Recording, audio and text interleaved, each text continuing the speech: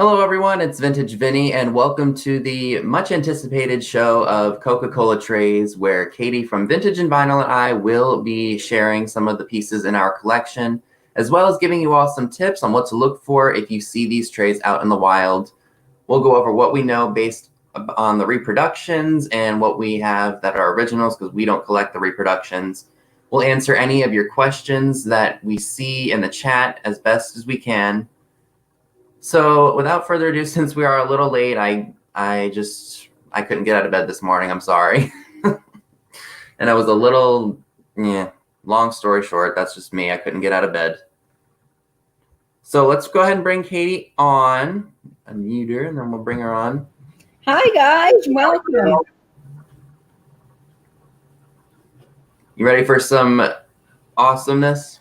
I sure am, Vinny. This is going to be really fun. Again, I do apologize for being a little late. I don't even want to explain. I think it's okay, Vinny. Everyone will have a great time and learn a lot in the process, so don't worry about it. Okay, so I guess maybe we should start off with how we got started. So, Katie, how did you get started with the collecting of serving trays and Coke items in general? So I got started collecting Coca Cola when I was really young. My mom took me to the Fernandina Shrimp Festival, and they had all kinds of art and different booths. And then they had Antique Row, which was basically a long street with tons of antiques. And my mom had to actually work at the Fernandina Shrimp Festival for work. So while she was working, sometimes I could just go down Antique Row by myself. And I started going down and just looking at Coca-Cola bottles, and they were inexpensive and fun to pick up. And I started a little collection of them.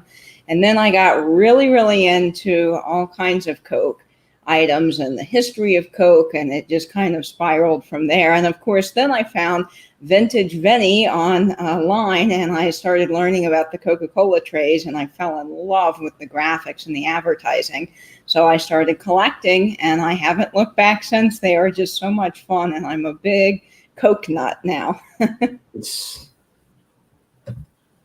For me, I think it started with seeing the Menu Girl serving tray at the different antique malls when I was much younger. And I'm sure Dad, who's on here, can probably agree with that. I would see it so many times in so many of the different shops, but I just didn't want to pay what they were asking because they were, of course, very common. You see them pretty much everywhere. So it's really all about what you are willing to pay for something. And that's one thing that we are going to be talking about. Let me bring both of us here. So let's go ahead and see who we have in the chat so far. So I see Dad, of course. Hi, Dad. Salty Cock. We've got Rita from Petite's Vintage Finds, Nancy at this overstuffed house, Sandra Runyon, my goodness. Hello. Popping on today. Oh, we've got Tanya from Thrifty Treasures. How are you doing, Tanya? I hope you're doing well down in Texas. Hi, Tanya. We've got, I hope I'm saying her name correctly, Judy. Is it Skelet or Scalet? Because I hear so many people pronounce it differently. I think it's Scalet. Scalet. I always thought it was Skelett. But, Maybe I'm wrong. I could be wrong. Me too. We've got Debbie from Chicago. Welcome aboard. We've got Paulies Projects. We've got Penny Forshee. This is a new name to me. Miss Damn Jewelry. I think I've Thank you all for being here. Welcome. I don't know if she's been on any of my stuff. But yes. And then Kimberly just popped on. Kimberly Porter, hello. Thank you for coming on today. Hi, Kimberly. Oh, and our other cheeky friend, Kim from All My Vintage, is here. Kim. Congrats, by the way, on those mystery boxes. You're going to have a ball opening them. Oh, she is going to flip out with some of the stuff that she was sent. I bet you. So I guess we can go ahead and get started. Maybe we could start off with the maybe the non-tray items if we have just a couple things that we want to show. Sure. Like, what do you have? We'll start off with you. Do you want me to show them all at once, or we want to go back and forth? We could go back and forth. Okay. The first item I want to share with you that's not a Coca-Cola tray, but it is a fun Coca-Cola collectible, is a metal tine. Now, this says safety first. Drink Coca Cola. This is from 1933. It is solid brass. It's very heavy. And these were put into the ground, actually in the concrete at schools and on crosswalks all over the place. Even Dr. Pepper had them. And they were used to teach kids how to safely cross the street. So they would stop and look both ways and then cross the street, or at a school where you'd have multiple ones and the kids could line up by these little markers. Of course, during the war, they ended up taking most of these out of the street because they needed the brass, they needed the metal. So you don't find these very often. And down in Palatka, where I'm from, they actually have a few original ones still in the street, which is very cool. So it does have its 1933 mark on the back there. So these are neat if you ever find them. Definitely recommend picking them up. And I think the first item I will be sharing, and again, I do apologize if my camera quality is not the best. If you will remember my last live sale, my Logitech webcam just decided to cop out on me. And I think it's my computer. So if my camera quality is not the best today, I do apologize for that. But the first item I would like to share is something that I got relatively inexpensively on eBay, and I was really, really surprised. It's a Coca Cola pocket mirror from 1916. It's missing the front, like the protective plastic over it, but the colors on it are so fantastic. Now, I'm not sure if it's there or not. Let me get it up close, but see if it'll focus. There isn't a trademark on the C in Coca, which usually gives it the authenticity, but maybe it was there at one point and it faded. But you can just tell by the colors and the bright, like colorful, clear images of it that it is an original. Usually the reproductions will say they are reproductions, and that patina is clearly not like fake aged or warped. That's true, authentic aged, which I think is super, super cool. That is amazing, Vinny. I would love to find something like that. And I do think that it has that true patina. So the next item I'm going to show is a printer's block. And I've been getting a lot of people asking me about this when they found out that I had one. So it's great that I can show it today. This is a printer's block. Now it's wood and it's got the felt backing. So it is a little bit older. I'd probably say 1940s, 1950s, something like that. This is the medium-sized one. They do have different sizes of these when you are looking them up and you find them out in the wild. But they're really fun. Of course, they are backwards on purpose because that's how it works when it's in the printing press to print Coca Cola into ads in newspapers and all kinds of different things. And these are just really, really neat. So I got this from a local antique store. I have a buddy of mine at the local antique store who does Coca Cola and advertising. He always finds neat things. And when he does, he gives me a call. And that's where I picked this up. So I love this. So if you do find these, again, in various sizes, there's a smaller size, this medium size, and then a really large one for maybe a full page advertisement. They're just great to pick up and they look really cool in a display. Now, I don't know if there are reproductions of these, but you can always tell that they're older when they've got the wood and the felt. So be on the lookout for those. Well, you know, it's only felt after you touch it, right? Sorry, that's a dad joke. I've been using that one a lot. I love it, Vinny. It's great. Do you have any of the tip trays at all? I do. I have a Betty Girl tip tray, and I think this one's really cool. I love her. She's great. This is the only one I have, so I am hoping to get some more soon. And she does have a different color back. Oh, you've got the Betty Girl tray, too. Yep, so we can both share it. I love her. Yeah, she's really fantastic. I mean, she's a little bit more, you know, like lacy, like Edwardian era style for me, but because it's Coke, I don't mind it. Yeah, it's very Edwardian, I would say. And I do love the fact that it is Coke. I couldn't believe I got this for $4. That's awesome. That I thought was a find. For sure. It's like me scoring that mirror for $4. Oh, I know. I couldn't believe you found that. I couldn't either.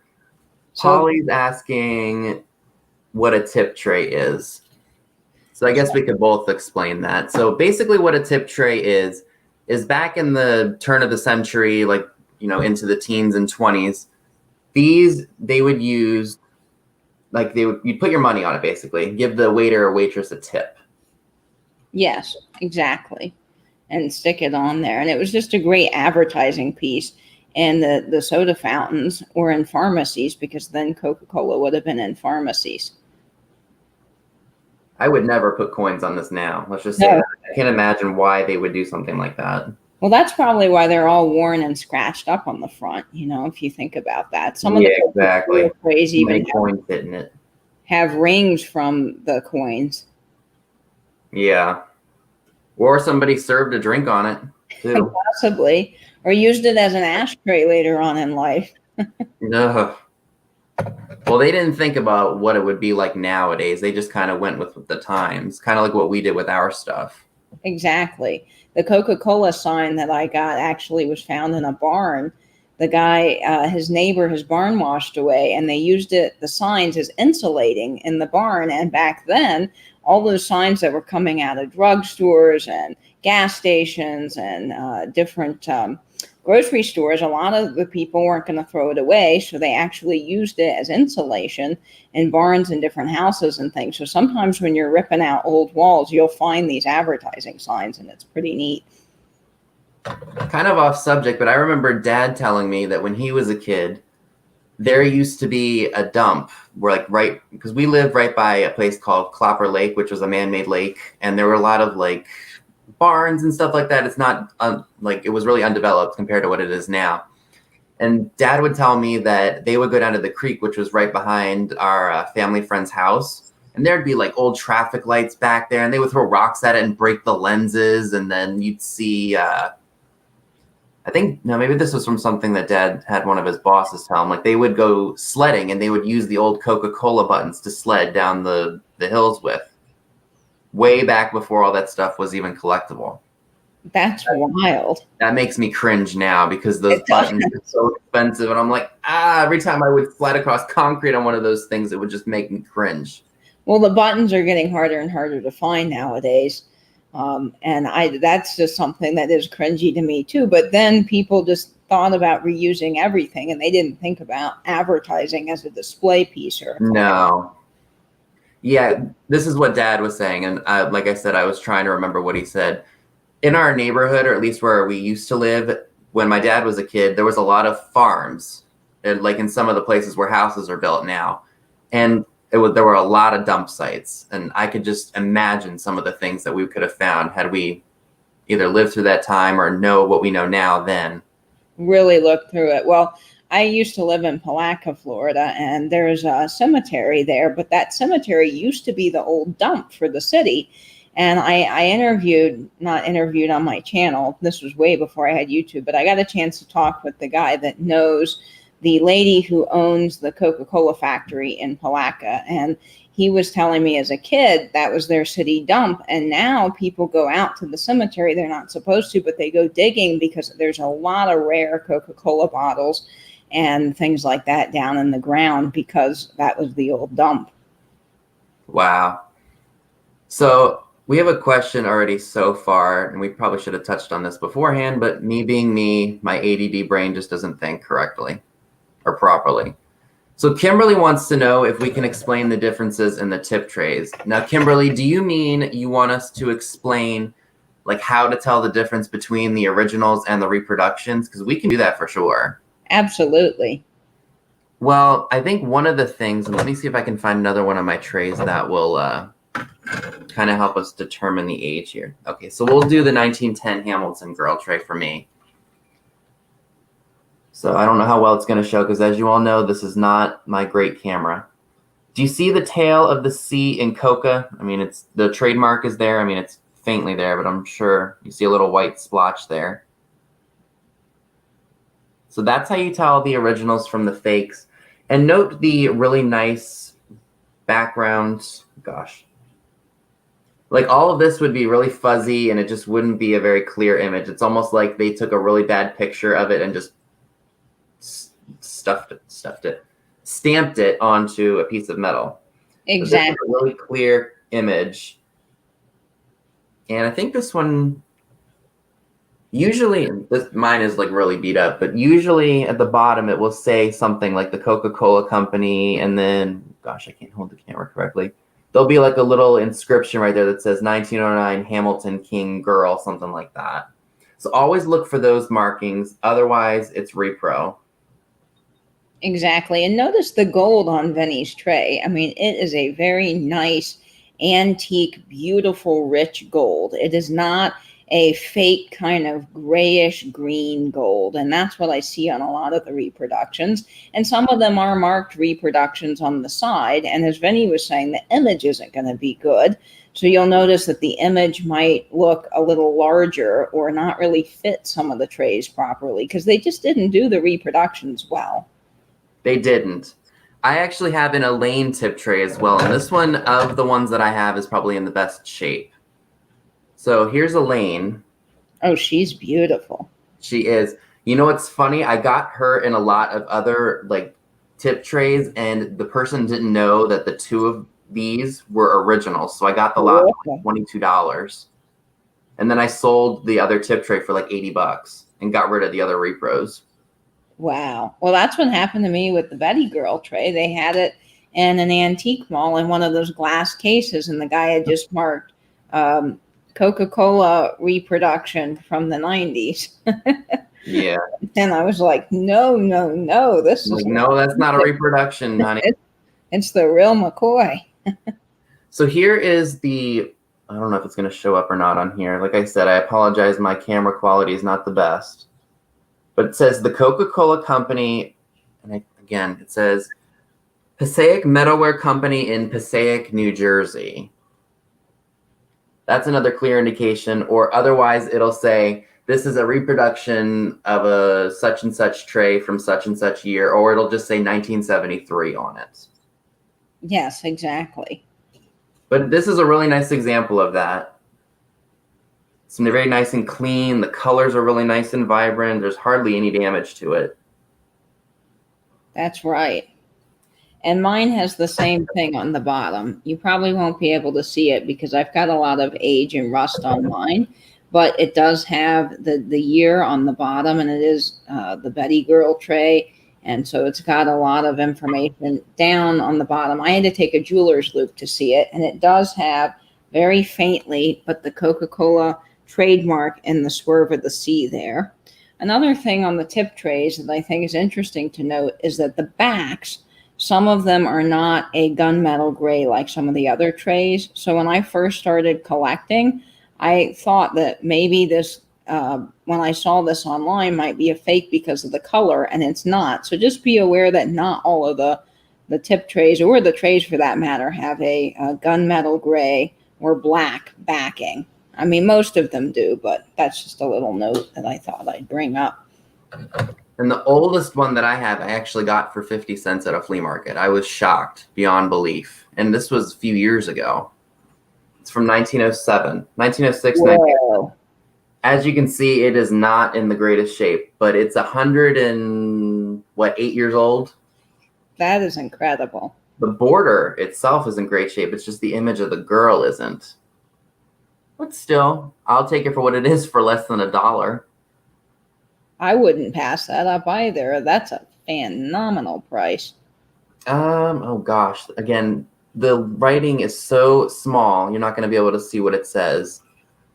But it does say Chaz W. Oh dear Lord. Shonko lithographed in Chicago at the very bottom.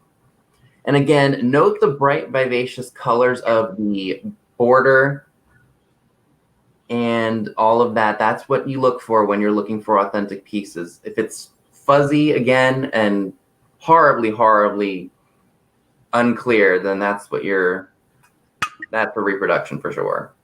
Also note that the drink Coca Cola on some of these trays will not fit correctly in the tray if they're a reproduction. They look a little too large as far as the design goes. And Vinny's tray that he's showing there, I think, is a good example because it fits really nicely in the center of the tray. And then I don't know if it's going to show or not on here, but the trademark is there in the C, but because of age, it's really, really faded. But if you look close enough, it is there. So I see some faces that I haven't seen in a long time. We've got Thelma from Thelma Thrift. Welcome aboard. I haven't talked to you in a long time. I hope you're doing well and are safe down in Texas. And I saw Kelly from Mostone's Story pop in. Hi, Kelly. Hi, Kelly. So Kelly had a question for us. She wants to know, are reproduction trays still worth picking up? For me, and Katie, I'll let you explain. Actually, you know what? Go ahead. You're the guest. Go ahead and explain your thoughts.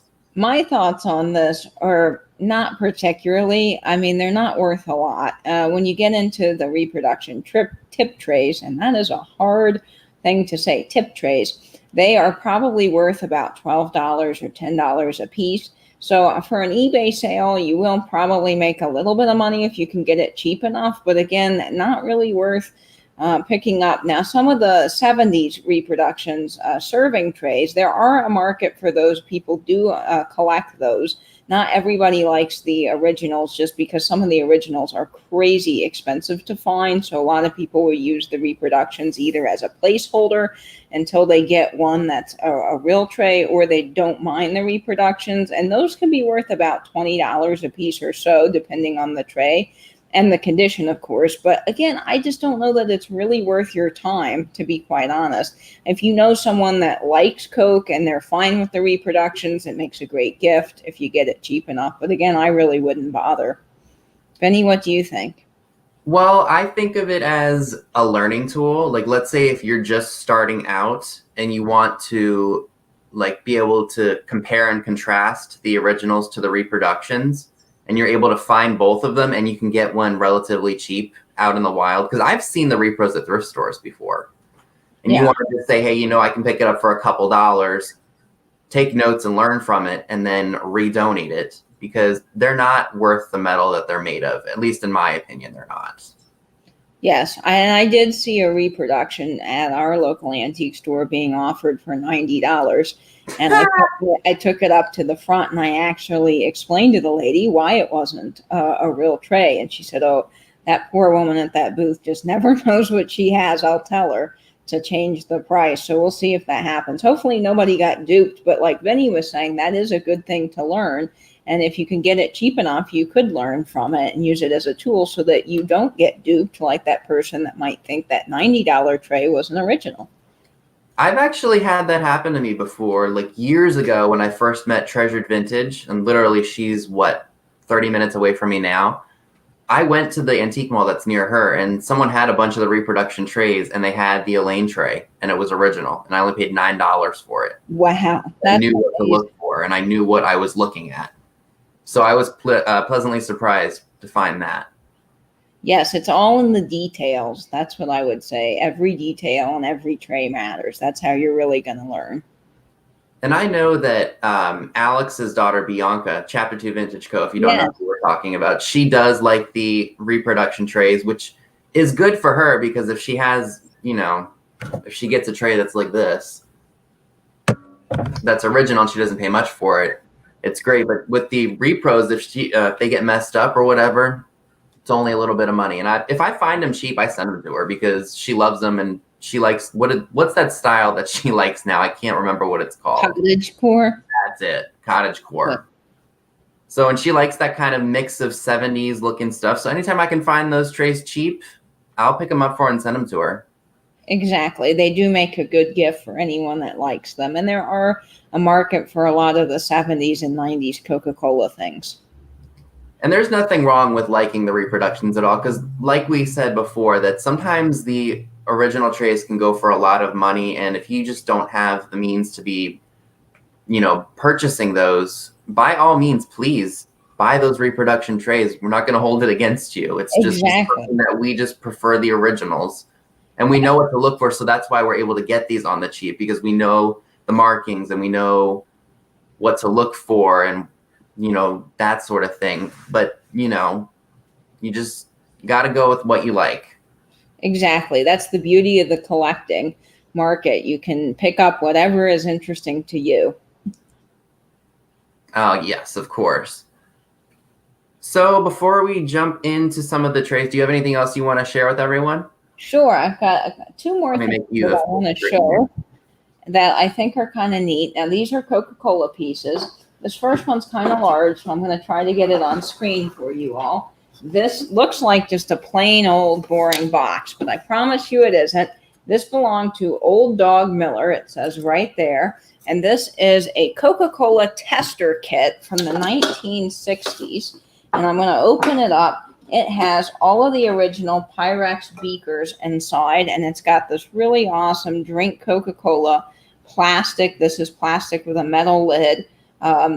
Great little beaker jar here, and it, of course, says rinse after use. And then you also have the Coca Cola carbonation computer tester here.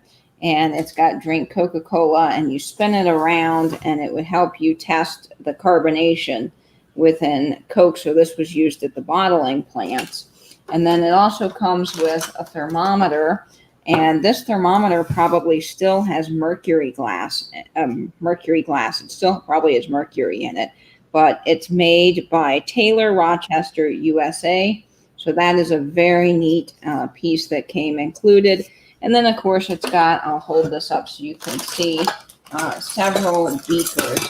So it's got this Chemex beaker and then some Pyrex beakers that are red on the inside of the kit here. So this is really neat. I enjoy this a lot. It's just such a cool piece to find. And then I also will show you one last thing before we get into the trays. And let me just set this over here for a minute. I also have a Coca-Cola salesman sample from 1955. It's a salesman selling kit. It comes in this gigantic case here, and I don't have all of the films with it, but I do have some of the films, and I just think this is really cool. So you've got the old records on the inside, and then you have the little film canisters with the film still in it. This one is helping dealers sell. And then you've got other, and the canisters are metal. And then you have your selling job and all kinds of other things, along with the films that would have gone with it. So the records that would have gone with this, the sound. So this is a really neat kit. Love when you find stuff like this to pick it up, because a lot of these Coca-Cola things are becoming harder to find because people don't need them anymore. Like the selling kits from 55 aren't used anymore, so they throw them away and they just get rid of them, or they don't survive because film is very fragile. So that is a very cool piece. And if you find stuff like that, don't be afraid to pick it up, and you might have to pay a little bit more for it. But at the end of the day, I personally think it's really worth it, because that's just such a one-of-a-kind piece. Yeah, so I'm bringing us both back here. Kelly said something about the repro. She said, I bought a Christmas tray the other day for $0.25. I did put it in my booth as a reproduction because it was a Santa image that didn't seem too common. Nothing wrong with that. Kelly, is it the like a really darker green color, and it's got Santa looking at a letter from, I guess the guy's name was Jimmy? Because I remember my grandmother had that tray, and we found it underneath her hutch in her dining room. I remember that distinctly. I think that one's from like the 80s, like 1983, if I'm not mistaken. My grandmother had that one too, and she would put her Spode Christmas mugs on it, and we'd have hot chocolate on that tray every year. Nothing wrong with that. If you can make it functional, by all means, please do. You know, that is a great idea, Benny, with the reproduction trays. If you need a serving tray, something in your kitchen when you have guests over and you like that look, then that's a really good thing to pick up, because it's cheap. You're not going to mess it up because it's not an original, and you can actually serve your Coke on it. Yep. Pamela, I see your message about my friend mail coming. Thank you so much for that. I appreciate it. I just wanted to make sure you saw that. I kind of have the comment section scrolled up so that way I can see the questions that people are asking. So I apologize if I missed it. Oh, I see. Our Vagabond Travels is Debbie, right? That's Debbie, yes. Yes. Lucky. I actually made a pact not to go thrifting until the beginning of December, because this room that I'm in right now was, I don't even know, I'll get demonetized for this, but it was a hell pit. Like, there was stuff everywhere, and it was so bad. I felt so bad for messing it up.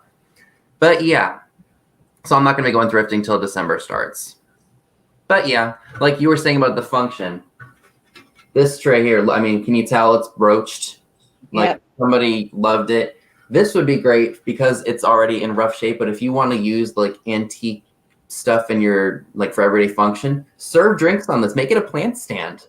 Do something with it. Don't let it just go in the trash and go to waste, because these can always be used, because despite the flaws and everything on it, this is still a heavy-duty metal tray. Really well made, solid tray. Yes, exactly. And it's still neat. I mean, you can still see some of the graphics on it. And for an industrial setting, it is really perfect, you know? If you like that industrial, like, messed up look, and you can get these cheap, buy them. Exactly. And it's a good placeholder. Again, if you're just starting collecting and you don't have a big budget, when I started, I didn't, obviously want to pay $1,000 for a golfer girl tray or $800 for a mint Madge Evans tray. That was perfect because I could get that for about $20. And it's a good placeholder for what I might change out in the future if I can find one in better shape. Yeah, I would never want to spend that much money on something like that. Because for me, $800 I could put towards a car payment. Or if I get a house someday, that's a good mortgage payment right there. Yeah. But yeah, someone else have a question on here? I can't remember what else. I did see that Southern Mermaid was asking me where I found the selling kit. I found this actually through a gentleman online on eBay, and his name is Ray of Coke. And he does a lot of selling for Alan Petretti, actually, the guy that wrote the book on Coca-Cola collecting. He's in Orlando, so I've gotten to know him through online, and he had this for a super good price of $30, which seems expensive, but when you see others online, it's not compared to some of the other prices, and I had to pick it up because it was just such a neat piece. Somebody else asked a question. I'm trying to find it now. Where is it? I think it was Nancy. Yes. Over Clubhouse. She had a question. I'm trying to find it. She said, do you have either the original neat Santa Coke can from the 50s? I have one of those cardboard stand-up displays that Misty just sold in one of her sales. I have one of those, but that wasn't the one. It's missing the Coca-Cola button that's supposed to go on the tree. But that's all right. I paid $25 for it, and I'm satisfied with it. That is awesome, Vinny. I don't. Where's her question? Oh, it's right here. Duh. I don't have a Santa ad. I'd like to get one. I've got a Christmas ad for Coca-Cola, but I don't have the one featuring the Santa.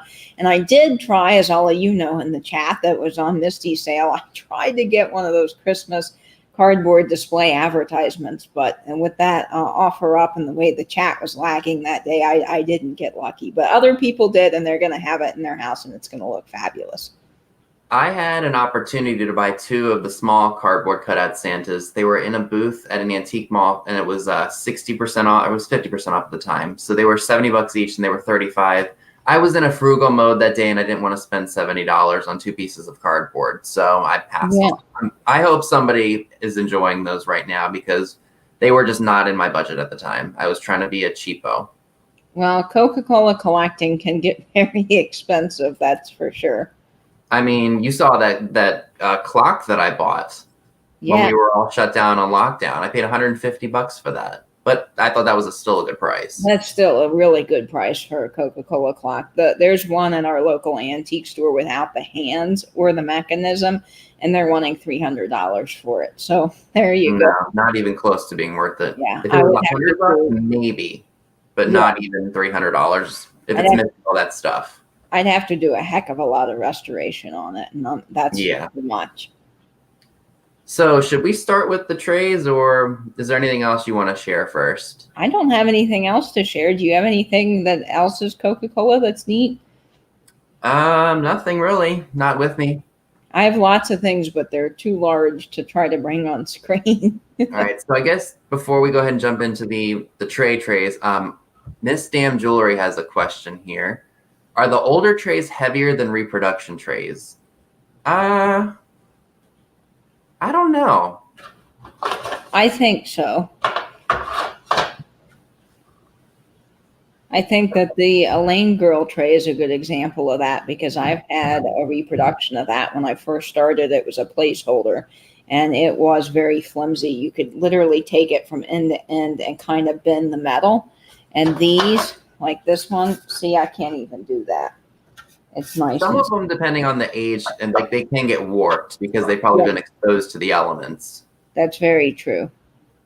But yeah, I mean, it just depends, because I know they reproduced the Elaine tray a couple of times. I think once in the 50s and then once again in the 70s. But we'll touch base on that when we get to some of the trays. And I keep getting distracted by the comments. Teofane is exactly right. Every collector is haunted by the things they should have bought. Oh, yeah. To all of us, believe me. Every single one of us, yep. Okay, so I guess we can start off with the first tray of the day. And it's the same as the tip tray. It's the 1910 Hamilton Girl serving tray. And let's see if I can get the images. So we've got the Coca Cola girl in the bottom left-hand corner. And again, that writing is really, really small, so you're not going to make out what it says. But it says, painted only, copyright by the Coca Cola Company, 1909. I wish it would show up. It shows great, Vinny. And they did reproduce this tray in 1971. It was a solid red background, and the image was not clear at all.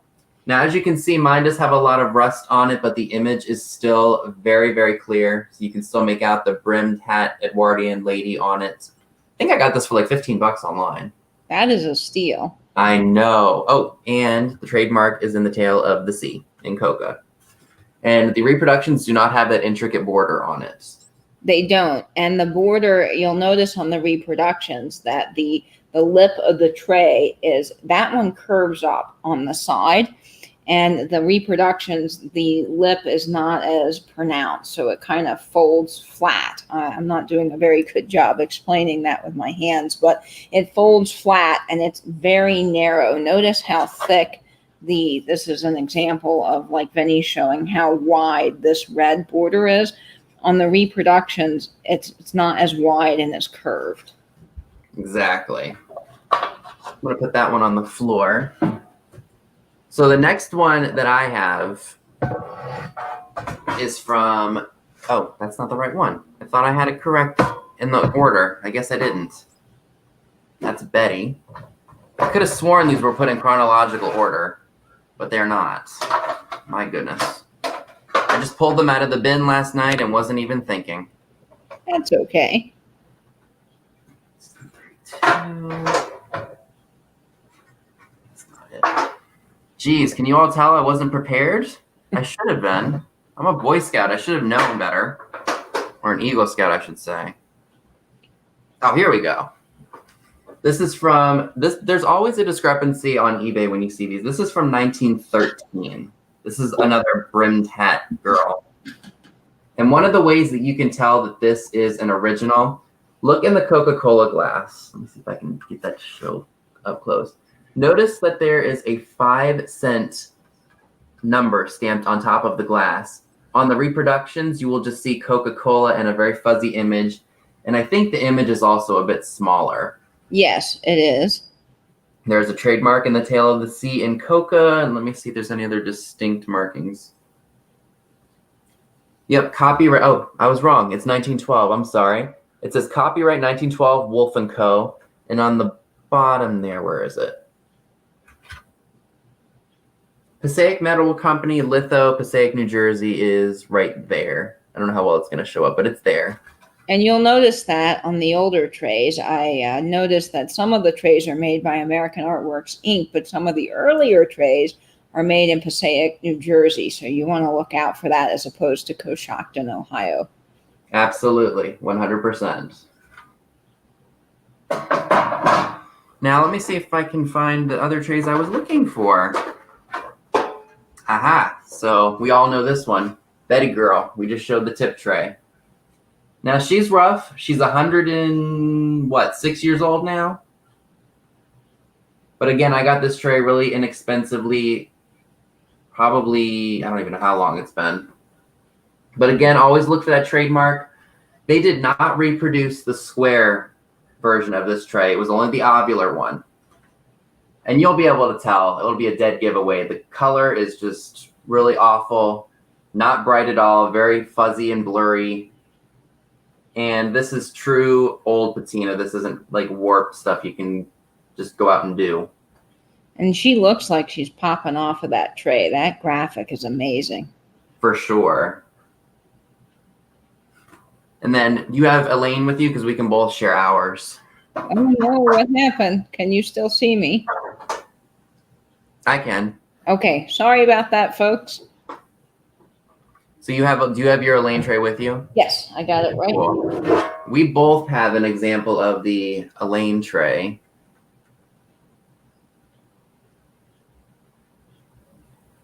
And Katie, yours actually has a really neat story to it. Yes, it does. I got this from Vintage Vinny, and it's so cool that you found this in a gas station. I think you walked into a gas station and the guy had it hanging on the wall, and he bought it from the guy and took it right off of the wall. It was his dad's. It had been in there for years and years and years.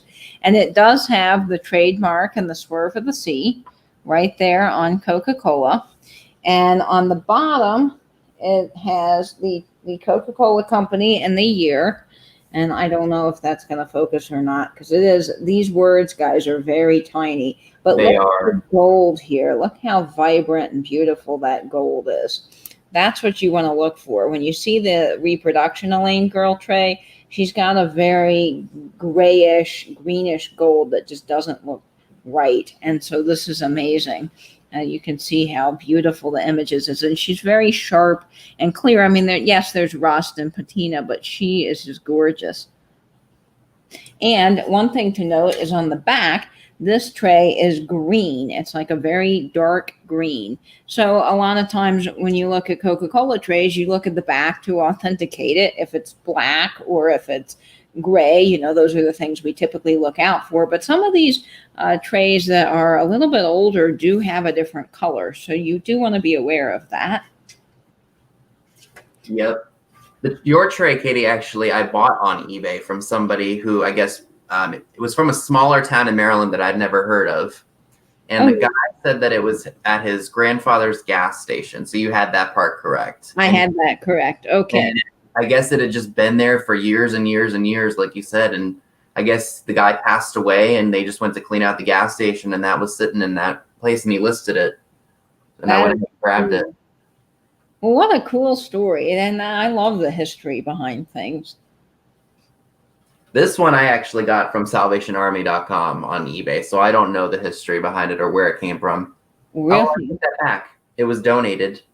That's about the only history I know about it. That's still amazing to find it on salvationarmy.com. And you'll note, as Vinny was pointing out earlier, that the trademark is in the swerve of the sea. And on the reproduction, they don't have that. It will be listed, trademark registered under Coca-Cola here. So that's what you want to look for. And now, not every tray is going to have the trademark in the sea. And I'm sure we will get to that later on in the show. After the war, they ended up using something a little bit different on some of the trays, and they went away from that after World War II. So you see that starting at the end of the war, but most of them have the trademark and the swerve of the sea. Absolutely, yep. The only hard part about this tray is it's hard to store because all the other trays can stack into each other. This one can't. Yeah, it's very long, and it's the only tray like this. You won't find another Coca-Cola tray that is skinny and rectangular like this. They're either square or round. All right, now I got to find the other one that I have. Oh, I mean, we'll get to that one, but that's not the one that I'm going to show just yet. These are the ones. Sorry, guys, if you hear a bunch of metal clanging together. Here we go. So we've covered all the teens trays. Now we can jump into the 20s. This one I got really lucky with. It's actually from 1920. Oh, wow. And if you guys watch some of my latest antique store hauls, which I know I've been pumping out a lot of content, I wanted to get caught up by December. So that way I can start my new system with thrifting because I hate, it was so overwhelming. But yes, I actually bought a calendar top with this image on it. I And saw that, Benny. That was so cool. $7. I was thrilled. Now that's one piece I don't mind picking up and paying $67 for, because you just don't see them. The Coca Cola Santas, the store displays, you could probably see those a lot more than you will a calendar top for cheap.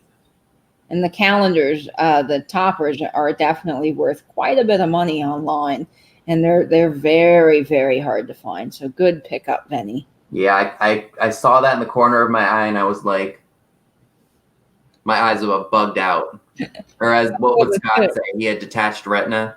I probably had a little bit of that. I probably would have hyperventilated in excitement. I would have ran over there and say, everybody get the heck away from me. That is mine. Practice social distancing. Stay away from me while I'm touching my Coca-Cola product. You could have just coughed. So yeah. I hope we don't get demonetized for that. Oh, sorry. wow. Sorry about that. No, it's okay. I don't care. But yes, they did reproduce this tray in 1980 for, I think it was like the 60th anniversary of the British Columbia or the Vancouver bottling company or bottling plant. I know the Antique Nomad was telling me about that. But yes, this one has pretty much the same features as any of the other ones. Trademark is in, oh gosh, that's not a really good way of showing it, but the trademark is in the tail of the sea, bright colors. We've got a golfer in the background there. Can you all believe this is 100 years old? This is 100 years old. I've never noticed the golfer in the background of that tray, Vinny. That is so neat. Isn't it? And then let me see if I can find the other one, because this one, if it's right here, or is it underneath me? This one I was beyond shocked to find, because again, it's one of those that doesn't pop up online very often. Oh, 1921. Yeah. Now this one was reproduced in the 1970s, part of the Trays of the 20s, the promotion that Coca-Cola did. Now what they did is they featured the calendar as the tray, like they elongated it like the Elaine tray and just showed the calendar off as the reproduction, not the cutoff of just the pretty girl dressed in blue. So it ends up being this size. Correct. Reproduction. And they are out there. You will see them at antique stores. You'll know what we're talking about. I used to have bright color. I used to have a reproduction that I got for a penny at an antique mall. They basically were just throwing it in my order. Oh, that's awesome. See, that's when it's good to have placeholders. Yes. You can get them for that cheap, or someone's just giving it away. But yeah, that's the. I think I paid like, what did I pay for this? It was like $30 at a flea market. I was tickled pink. Or one of our users is called Pickled Tink. I was Pickled Tink. Pickled Tink lives in Jacksonville near me, apparently. I just learned that a few days ago. You guys should do a meetup when all this crap is over. Yes, I hope to. I hope to do a Florida meetup. Lots of people nearby. I think Christine from Side Street Market's only 45 minutes from me. Oh, that's awesome. And Lori, Blue Flamingo, and all kinds of other great people here in Florida. Alex. I don't know how far Alex is from you. I don't know since she moved. Originally, I think she was 4 hours from me, but that's still... Oh, dear Lord. Florida is the state that just keeps going no matter how far you get into it. It does. Key West is 9 hours from me. Oh, no thank you. But yeah, that's 1921. Do you have the 1922 or 1923? Because I feel like I'm taking up all of the screen space. I think I do. Hang on one moment, folks. I should have had these in order too, and I did not think about that. Let me just, you're going to get a brief preview of some trays going by. Yes. Is this the one you're talking about, Vinny? That's 1925, but yeah. That's, and then I've got 1927, the soda jar. Okay. So this one is not in the best shape. I'm looking to get a replacement for it. It's from 1921. Also, I think they did this one. They did 2 trays that year. As you can see, there's a lot of scuffing on the girl's face. But they also reproduced this one. I know it was in 1991.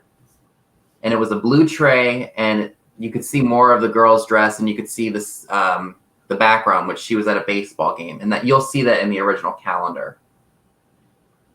So I thought that was neat. And it does actually have a date on it, which is really surprising. Don't know if it's going to show or not, but it does say copyright 1921, the Coca Cola Company, made in USA, the MD Beach Co. in Coshocton, Ohio. That's neat. And I love the dot or the square dot graphic going around the outside of the tray. You don't often see that in any of some of the other trays. That's kind of a unique thing to that specific tray. Oh, absolutely. Now I have another tray. Like I said, I'm out of order here, but I'm putting them in order as I find them. Oh, yes. This was a really good find, too. This is from 1924. She's amazing. She is, absolutely. Now, this one, it's weird. Once they started doing the trays like this, they didn't put a year on them. Oh, gosh, it's not even going to show because my camera is horrible. Well, and also a lot of that writing is in gold, and the rim is gold, so that makes it really hard to see. But this one, I got really lucky. I got it for $35 offline. Wow, what a steal. And this is in pretty good shape for its age. I mean, it's got some scuffs on the girl's face. I don't know if it's going to show or not. But other than that, this thing is pretty clean and crisp. I mean, that's pretty near mint. It is. Seeing. Oh, Thelma Thrift has a question. Any favorite books on the subject? Yes. Yes. Would you like? Order Petretti's Guide, but make sure you get the 2008 version because that's where you're going to get the most accurate information. She has one. What year is that one from? This one, let me look at the copyright date. Here's the tray again. Is from 1997. So that was a tad bit older, about 9 years older than 10. No, 11. I can't do math. It's 11 years older, but you can't really go by the prices in those books. That's one thing I'm not crazy about in regards to price guides is that you just cannot go based on what they have there because those prices are based on probably statistics from auction houses. But I could be wrong about that. Yeah, you can't go by the prices, but they are the one thing that I like about the prices is if you see a tray in there and it's $1,600 is what they're valuing it at. I mean, yes, that's not the current market value, but you can kind of look at that and go, okay, there's a reason that's expensive. Is that because maybe it's harder to find? And then that kind of helps you a little bit when you're looking online. But yes, don't go by the prices, but it is really good for the trays because it mentions which ones were reproductions, which ones aren't, and then what fantasy items are out those. So that's a big thing for Coke. A lot of things were stamped Coke and they weren't actually made by Coke and they're worth no money at all. So there's a whole chapter on that and I found that really helpful. Tio Fane had a question. I don't know if I see it or not. I see Joelle has been asking me about the hangers like other people have. Yeah, where do you get those? So I get these hangers. These are made in England, but of course I don't get them in England. They're from Hobby Lobby and they're $1 a piece. They come in different sizes. This is the small disc. And then I also have the large disc. Notice that it says it's a different size. But these are just adhesive plate hangers. And I don't like the plate hangers that have the metal things because they don't fit the trays because of the lip. So you just get these for a couple of bucks. You can get a whole package of them on Amazon for really cheap. And all you have to do is wet the backs with a little bit of water. Let it sit until the back turns white. It will be like a sticky white like glue. And then you just put it on the back and then put something heavy on it overnight. And then the next morning you're ready to hang. And they're really great. And they don't damage the back of the tray. So if they do pull off, they're not pulling off any of the things on the trays. So I like them. They're easy to hang on the wall. That's a good way to store trays. Oh, yes. Thank you for repeating your question, Tio Fane. Yes, there have been some celebrities that were they endorse the products. Is that the right way to put that? Yes, endorsed. That's So they it. endorse the products. We're going to get to that when we get to the 1930s. I have a couple of the trays here. We both do. And we'll talk more about that. Exactly. So I was actually wrong. I showed you all the 1924 tray, but I forgot about the 1923 one. This one was also reproduced. This is called the Duster Girl because if you see on the calendars, she's posing with the glass of Coke and she's holding a really long duster. I think I got this for like $5 years ago online. Guess nobody wanted it. I know, and she's just a fabulous tray. She is. I like how she's dressed. She's got the pearls. She's got the flapper girl clothing on. I mean, the whole 9 yards. And of course, I would like to update it, but I'll stick with my $5 tray for now.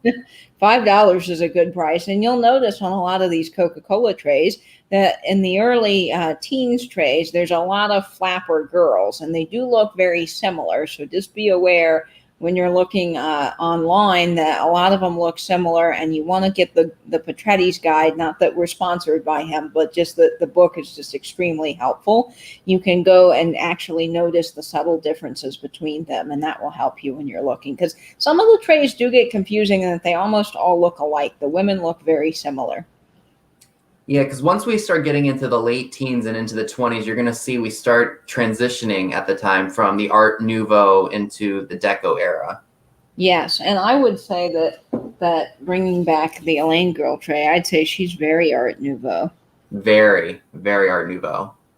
So this tray, again, was part of the Trays of the 20s promotion that Coke did back in the early 70s. Now, they did not reproduce it in square. It is ovular, like the Betty Girl tray. I think the teens trays were issued in 1972, and then the trays of the 20s were done in like 1973, 1974. Because you have to remember, and again, I didn't live through this era, so maybe I'll drink to that later. In the 70s, because the bicentennial era was coming up, or the bicentennial was coming up, Americana was a very popular decorating motif. So you see a lot of the porthole convex mirrors and a lot of the eagles and a lot of the other Americana type pieces, the primitives and things like that. So I think Coke promoted the trays of the 20s because, they were coming on 50 years. And, we were trying to reflect on our history because of the bicentennial and being free from England for over 200 years at the time. So that's probably why they went ahead and did that promotion. But yes, ovular tray for this one is reproduction, and it will say it on the piece on the rim.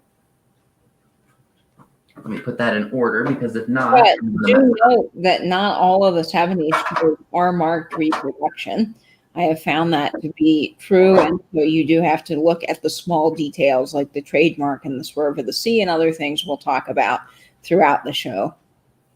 Absolutely. Oh, Teofane says, I'm not a Coke collector, but the colors on that Elaine tray are stunning. They absolutely are. Oh, yes. Just fabulous. Oh, Chicago lady just popped in. Oh, I have to go. Child's here in Home Depot waits. Bye, Nancy. Thanks for popping on. It skipped on me. But yes, Elaine is very, very stunning for who she is. Again, some of these trays are really like out of my taste and style in regards to like the Victorian, like floral and very intricate lacy things that were very popular in the early 1900s. But I love them because, because of what they are. Exactly. Oh, but Southern Mermaid being naughty. I think she is. She says you need to drink some Coke to that. I have some downstairs. Maybe I'll have some after the show. Yes, I've got some Mexican Coke in the fridge, and I'm excited. Oh, I love Mexican Coca-Cola. Hi, Jeannie. Chicago lady popped in. Okay, so funny story. You have the 1925 tray, right? So let's both show that one. This one here? Yes. Yep. So what's really funny about this tray is when we were it was like right at the beginning of our shutdown, the nationwide shutdown, somebody had listed a bunch of these 1925 trays, and I was getting them for dirt cheap. And I bought them, and I kept this one because it was in the best of shape. And I think I only paid like $10 for it because they didn't know it was original. So I bought this one and sold off a couple of the other ones that I bought, and I made some pretty decent money on them. I was really, really happy with it. But look at how clean and crisp that is. And this one, the best way to know the reproductions from the originals based on the fact that they are both the same shape and exactly the same size, like they would fit into each other if you stacked them. In the bottom right-hand corner, there will not be a Coca Cola glass. In the originals, or no, did I just mess that up? In the originals, no Coke bottle. In the fakes, there will be a Coca Cola bottle in the bottom right-hand corner. Always look for the trademark in the tail of the C in Coca, of course, and look for markings on the bottom saying where it was made. And this was made by American Artworks Inc., which was the company, if that will show up there, that did a ton of the Coca-Cola trays. They were out of Coshocton, Ohio. This will say copyright Coca-Cola Company. It has the date, and then it says American Artworks Inc. Now, I do want to point out on these that when you see Coshocton, Ohio listed, sometimes they will say Coshocton, O. Other times they will spell out Ohio, and sometimes it will just say OH. But note that those are different abbreviations on different trays and that it is still an original. Just notice that there is some differences, and then, of course, it will say made in USA. And on the reproductions, like Vinny was explaining, there will be a bottle. Oops, I'm getting used to the StreamYard camera right here in the reproductions on a wooden stool. That is not on the original. Also, the hat that the lady is wearing, the flapper girl here, notice the blue color. It's really nicely shaded. It kind of goes in a gradient. You've got some light streaming in and hitting the top of her hat here, and then you've got this other blue color. On the fakes, or not the fakes, but the reproductions, this is like a very gray blue. It is not vibrant. There isn't this nice light coming on the top of her hat. So she just doesn't look right compared to the original. Very, very true. So you actually have a couple of the trays from the 20s that I don't have. So I'm going to actually make you the sole sharer. Okay. So let's go ahead and let you share what you've got. Okay, let me do this in order. So I've got, the first one is the golfer tray. Now, the golfer tray was produced in 1926. This was reproduced, and you can spot the reproduction a mile away because it's actually flatter. It doesn't have this nice curved side, and the Coca-Cola is just funky. It's not that nice big size. It's actually smaller on the reproduction. And you'll notice, too, that this does have trademark registered in the swerve of the C. Down at the bottom, it says American Artworks Inc., Coshocton, Ohio, made in USA, Coca-Cola Company, 1926. Actually, I think that's going to show up pretty well for you guys. And the images are really vibrant. This is a neat tray because it promotes fountain sales and bottle sales because you've got both things going on in the tray there. And I wanted to note also with these trays, when they come out, doesn't mean that they were in service in 1926. They might have come out in 1926, but they were in service a year later. So that's just something interesting to note.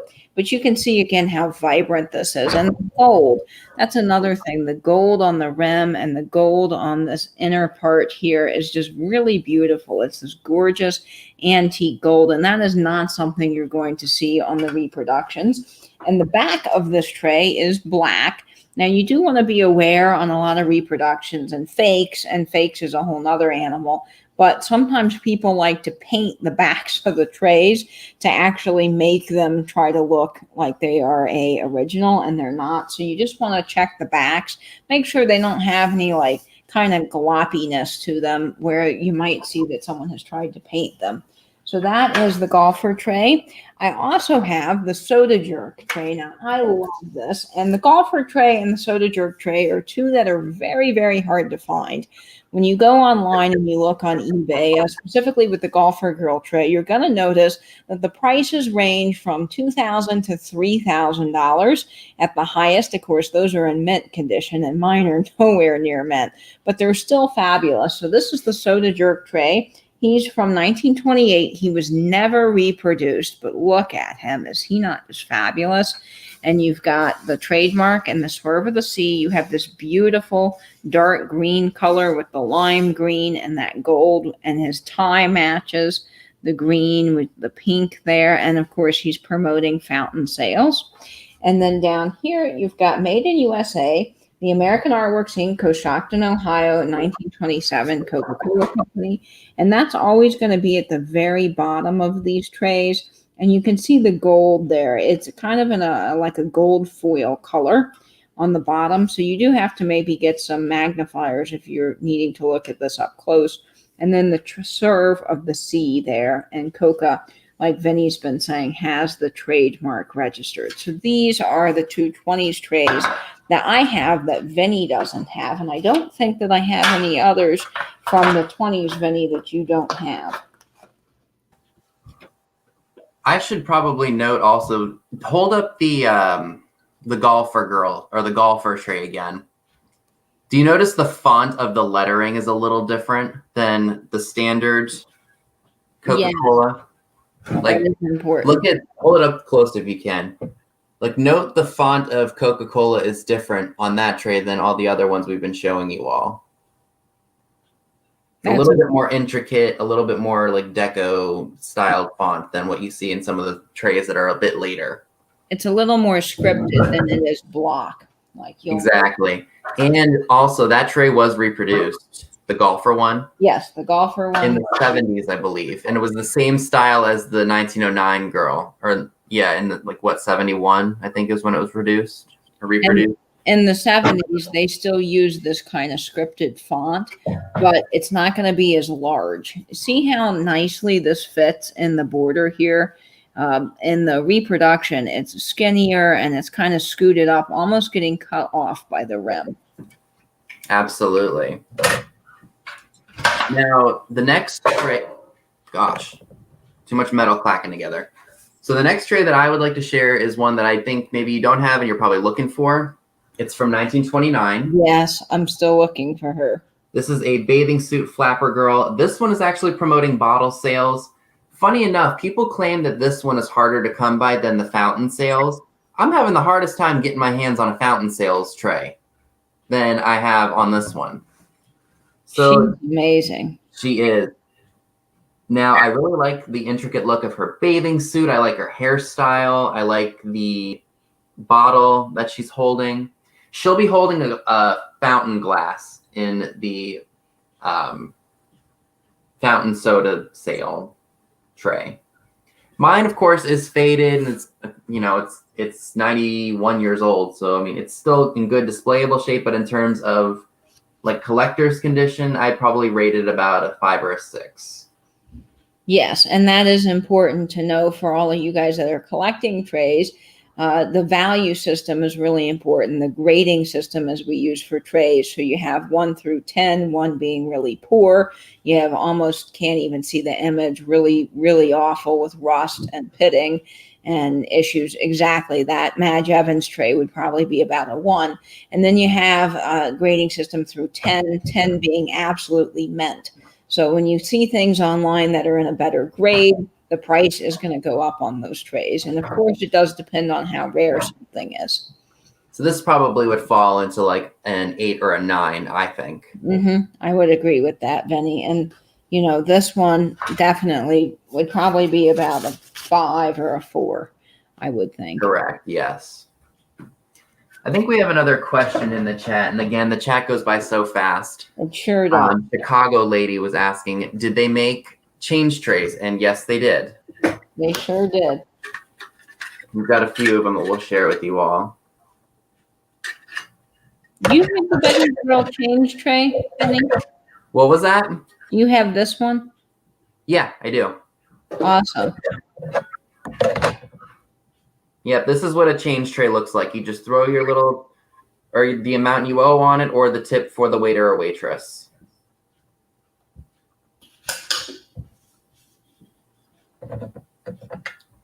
Where did people, oh, Teophane's got another question for us. So where did people buy these trays? Do you mean like where do we get them now, or where did they get them back in the day? Because I think back in the day, they probably were sent out to different soda fountains or any place that had the Coca Cola at each pharmacy. Because I know not every pharmacy carried it. Exactly. Oh, sorry. Go ahead. Yeah, that's okay. They were at the soda fountains, like Vinny's saying, and in the pharmacies where soda fountains were. And then, of course, we'll get into some more trays from the 60s. But when you get into that, there's a few of them, like the Menu Girl tray that was given away at grocery stores with your order. So that's where those come from. But most of these trays nowadays are being sold on eBay at collectors clubs. I know there's a huge Coca-Cola collectors convention that Alan Petretti hosts in Atlanta that I would just die to go to one year. It sounds absolutely amazing, but there's lots of different ways you can get these. If you ever go to the Coca-Cola place, or if you just want to try different kinds of colas from around the world, try Inca Cola. I love that stuff. I'm going to have to try that. You know, Walt Disney World here used to have World of Coke in Epcot, and you could go in and try the different Cokes, but now it's a house of beer with different beers from around the world, which just isn't as fun to me because I do love the Coca-Cola. Well, my best friend growing up was Peruvian, and I was always over at his house and go to their parties that their families would host, and they'd have Inca Cola, and that stuff was delicious. Although it was caffeinated, and I probably shouldn't have had it, but I don't care. It's tasty stuff. So what's the next tray? So we did 1929. You have 1930, so let's go ahead and I'll let you show that one. Whoops. Okay, that's okay. Oh, I have my little notes on the trays, guys. I'm sorry. This is the 1930 tray. Now, I love this tray. This has to be my favorite tray in my collection. Of course, it is hard to pick because they are so wonderful. This is the Meet Me at the Soda Fountain tray. Now, this is the only Coca-Cola tray that has quotations on it. There are other trays that have different things, but I just think that this is neat. You've got the girl on the telephone, and she's saying, "Meet me at the soda fountain." You do have this green border here. Now, she was never reproduced. So if you find one of these, unless it's a fake, and that's a whole nother episode, but this is an original tray if you find one. And it's got the gold rim. It has the trademark and the swerve of the sea down at the bottom, and this is a great tray to show this because I think you can see it well on this tray. American Artworks Inc., Coshocton, Ohio, made in the USA, Coca-Cola Company, and then it does have the date 1930 there. Again, this was probably in service a year later, but it is just a fabulous tray. Again, promoting fountain sales. The back is this kind of dark black color, and it is just really fabulous. One of my favorite trays. Now, when you're looking for this tray out in the wild, you are going to have a really hard time finding it. I don't know what Vinny's opinion is on this, but I took forever to acquire this tray. It took me forever because I looked online, and any of them I would see would be easily over $900, even in really bad shape. And I got really lucky. I ended up getting this tray for $50, which I know seems expensive, but in the world of Coca collecting, that really isn't that much because these trays are super hard to come by. And I was amazed that it's in fairly good shape. I mean, it definitely's got some dings and scratches, but it is just, the image is still very vibrant, and I'm just thrilled about that. So you can see just how vibrant this image is on this original tray, and that's what you want to look for when you're looking at original trays. Okay, so Polly's got some other questions for us. So what would the value of, I think one of the trays that we showed, which one are you talking about, Polly? The golfer girl that Katie has? I think that's when that question came up. Yeah, I can't remember because I'm trying to watch what I'm doing, and I'm trying to keep track of the chat because the chat on StreamYard isn't as fast as it is on YouTube. Yes. So value is really determined on how much someone is willing to pay for something. Now, granted, you can do your completed listing search on eBay and see what past trays have sold for. Always just remember, like, it's like with any other piece of or any other collectible, it's all in the matter of how much someone's willing to pay. So if you see ones that are in rough shape going for about $30 or $40, maybe listed for 30, try to go on the lower end, especially for trays like she just shared or something like this. Go on the lower end, especially because I see people asking upwards of like $90 or $100 for I what have too. and that's absolutely, you're never going to get that. No. Not to sound pessimistic or blunt, but that's the truth. And that's why you see some of the same listings on eBay for 5 or 6 years, which I have. Yeah. Because they're just not priced properly.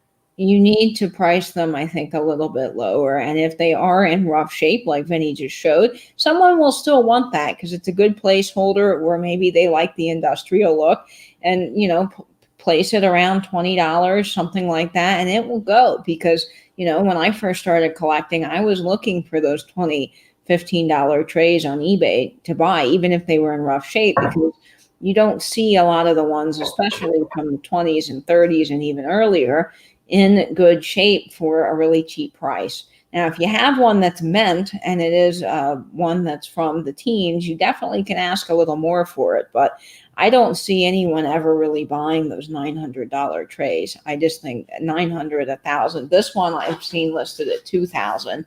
And yes, it was in absolutely pristine condition. But I mean, it still has sat and sat and sat on eBay because no one's willing to pay that unless you're Alan Petretti and you've got, you want the mintiest of mint Coke stuff. And we both don't want that. I mean, we want things to be in decent shape and in displayable shape, but we don't want crisp mint because it's like I always say, one thing happens to it and it's not mint and it's not worth the amount of money you spent on it. Yes, I like the patina and the age because I like to see that things had a story and were actually used. You think about it, I mean, these were used in soda fountains with Coke on top of them being, served to people. So yeah, they're going to have some age and some rough spots to them. And I think that's kind of cool. But of course, if you like collecting mint, again, nothing wrong with that. It's all up to the collector and what you like and what you want and what you're willing to pay at the end of the day. Although finding a mint tray at a decent price wouldn't hurt either. A one that's in much better shape, like I've had a couple of times. But typically we will buy them with damage and things like that because we want to be able to say, hey, look, this was used and it was loved. And we just want to give it a good home. Exactly. So Polly asked another question. What is a jerk tray? So I think she's talking about the soda jerk tray that you have. I'll get him. He's right here. Sorry for the loud noise. So a soda jerk is a person that would have served Coca Cola at the soda fountains. And so here he is. You've got that classic white hat. And I do have a soda jerk or soda fountain hat. And then you've got in the white outfit with the tie there. And he's serving the Coca Cola to the people in the fountains. Now, remember, Coke was in pharmacies originally back in the early days of Coke. So not to be confused with me because I'm just a jerk in general. So yeah, I mean, I don't know where you were going with that, Polly, but I'm just a jerk in general. A soda jerk is basically a fancy term for a waiter, somebody who would serve the drink back then. Exactly. And I see your mom says that she giggles every time that I say it, but I love the soda jerk tray. She tells me that I need to get on it and find one of those because she knows, because she just likes that look. She likes the image of that. And I wish I'd had it with me, but I actually have a picture of, I can't remember where it's from. I have it downstairs and I should have brought it up here, but I wasn't thinking.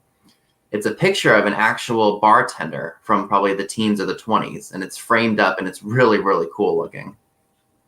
That's awesome. And he's dressed like exactly like a soda jerk would back in the day. Although he doesn't have like Coke or anything on him, but it's still a neat picture.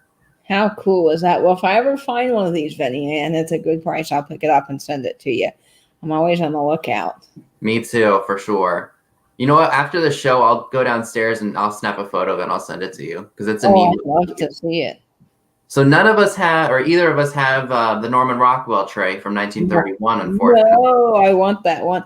I almost got it. Actually, there was a lady on a Coca Cola collectors group that I'm on Facebook, and that's really the only reason I'm on Facebook anymore these days is for my glass group and the Coca Cola group. And this lady posted it was in beautiful shape. She wanted $30 for it, which was a steal of a deal. And I messaged her right away, said, I'll buy it. And she goes, sorry, just sold. I was like, Oh, oh no. oh And wow. That's what happens. you don't see them online. You just don't. They're not around. Oh, Kelly just pointed out something. They were called a jerk because of pulling down off the tap or the lever of the soda.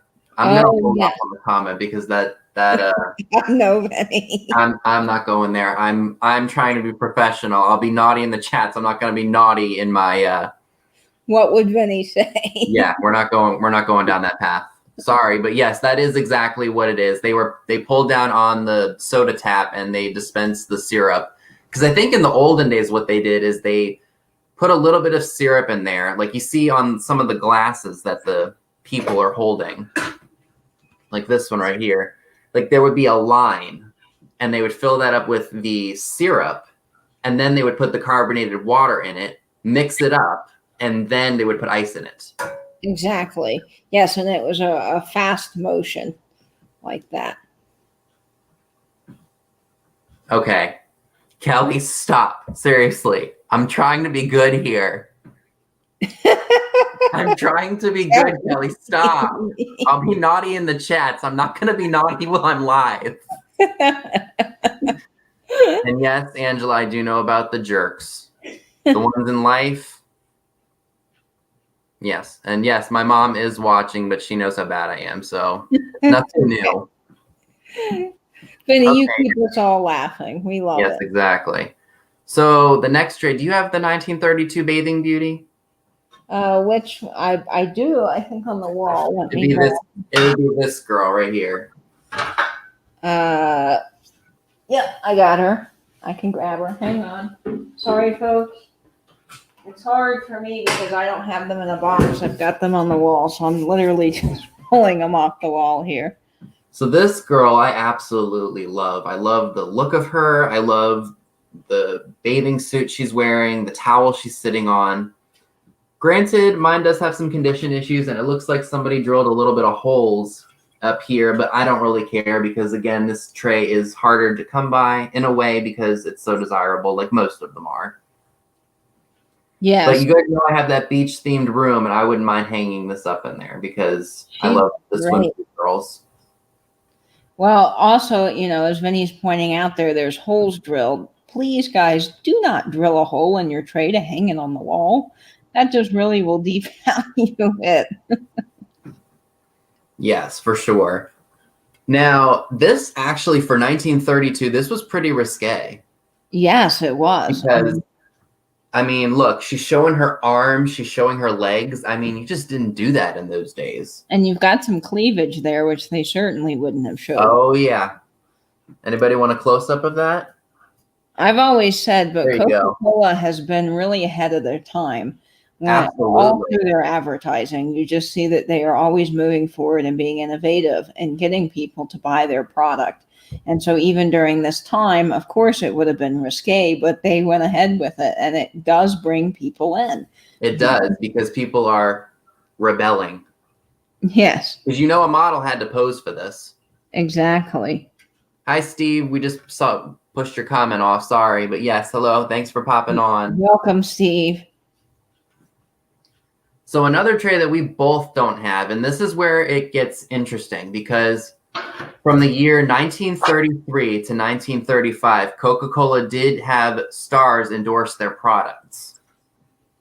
So in 1933, they used the absolutely stunning Frances D. She's sitting on a brick wall. She's posing in a really, really risque bathing suit for the time, and she's holding a bottle of Coke. I wish I had that one to show it. Me too. I don't. But I don't.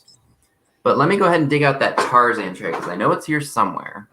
And the Tarzan tray is a great tray to show for this because the reproductions are out there, and It is hard when you are looking online to tell the reproductions of the Tarzan tray from the original, because people, not to their own fault, but it is hard to take photos of things, and those details just don't show up online. So just know when you're buying some of these, you really got to be careful when you're looking at pictures, because sometimes the folks don't take a picture of the markings that we need to identify. So don't be afraid to email the eBay seller and ask politely for that. I've done that in the past, but a good eBay seller will know, especially if they know Coke, where they need to show the markings. And I've seen a lot of eBay sellers taking up close pictures of the Coca-Cola trademark for the C and the Coshocton, Ohio markings on the bottom, so that you know it's an authentic. And I do appreciate you do that, because it really does matter for someone like me.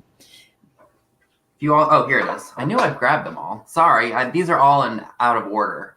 Oh, that's okay, Vinny. Okay, whoops. Now I'm caught on This tray I want. All right. So here is the, are you okay if I just go single? Oh yeah, of course. All right, so this is the tray, and this is an original. This is the 1934 Tarzan tray starring Johnny Weissmuller and Maureen O'Sullivan. Now, this tray was reproduced twice. I think, no, maybe it was 3 times it was reproduced. Once in the 50s, once again in the 70s, and I think once again in the 80s. But I could be wrong, but I know I've seen plenty of reproductions of this out there. But note the bright, vivacious, clear color of Johnny and Maureen. And also, I know that the reproductions will also have the trademark, but you'll know that they're fakes because of the fuzzy images of Maureen and Johnny and the other features of it. But other than that, there really isn't a way to say what's repro and what's original. I mean, they did have different colored backings. I think the ones that were made in the 50s did have a yellow backing. But you can just tell, like, by looking at it. It's a dead giveaway that, not this one, but the ones that you see out at antique shops are reproductions. But it is a very cool tray. It is. And you'll notice, Vinny, if you can hold that tray up a little closer on the border, just the edge of the tray, notice the pattern there of how the color is. So it's gold, and then it has the green, and then it goes into the border around there. Notice that color pattern and the way that it is, because in an original Coca-Cola tray, it will look like that. On a reproduction, the border is different. There's actually a black line that is on the reproduction that isn't in the original, and that's something you really got to look up close. Again, all those details really do make a big difference when you're looking at trays to identify them. Okay, let me put that one down here. Again, I'm putting them in order. All right, so we both have Madge because we just shared them. Now I just got to find her again. You want me to grab my Madge, Vinny? Yeah, go ahead and grab Madge while I find mine. I know I just had her.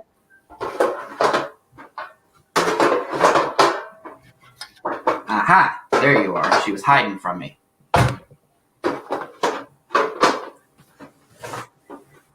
Okay. So we both have, yours is actually, I think, in much better shape than mine, because yours still has the glossy finish. Mine doesn't really have that anymore. Yeah, I got mine from Misty. Oh, that's right.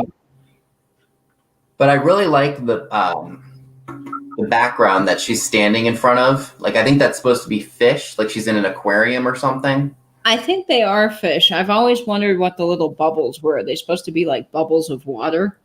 I don't know, but this one is the last tray that I know of in the 30s that had a celebrity endorse the Coca Cola product, at least on their trays. I think Frances D was a Paramount star. Madge Evans was an MGM star. I know that. Johnny Weissmuller and Maureen O'Sullivan, I think it says in here, they may have been an MGM. Yes, they were MGM. So they did 3 different stars, or 4 different stars from 3 different movie studios. You can see the Made in USA, Coshocton, Ohio, And Coca-Cola registered Coca-Cola there really well on the bottom of this. And then the Coca-Cola mark and the trademark of the C. Again, I mean, yours has really bright colors. I mean, mine's a little bit faded, but I still love it nonetheless. I'll find a better one. I still love it too, Benny. I mean, the graphics are great and it still displays really well. It does. Is probably one of my nicest trays that I have. It's a nice, I love the image. I love the blue. I love the cart that's right there. It has all the different bottles of Coke on it. Yes, I love that too. And we've got some plants or something in the fish tank. Yeah, that's a really cool image. This would be great in your room because of the beach theme and you like. I have so much beachy themed stuff. Heck, I still don't know where I'm going to put that koi fish vase that I bought for $40. That was a fabulous find. I love that thing. And I mean, normally I wouldn't spend $40 on something like that, but man, was it too cool. That is awesome. Sometimes you just got to pay up for what you really like, you know. I bought so much stuff for resale that weekend when I went up and visited Scott. I'm just like, okay, whatever. I'll just buy it. I don't care. Yeah. Let's see. What's the next? Oh, 1936. That's the inverted tray. Inverted. And we both have that one. Yep, I can grab that. Yep. I should have just taken all of these down off the wall before the show.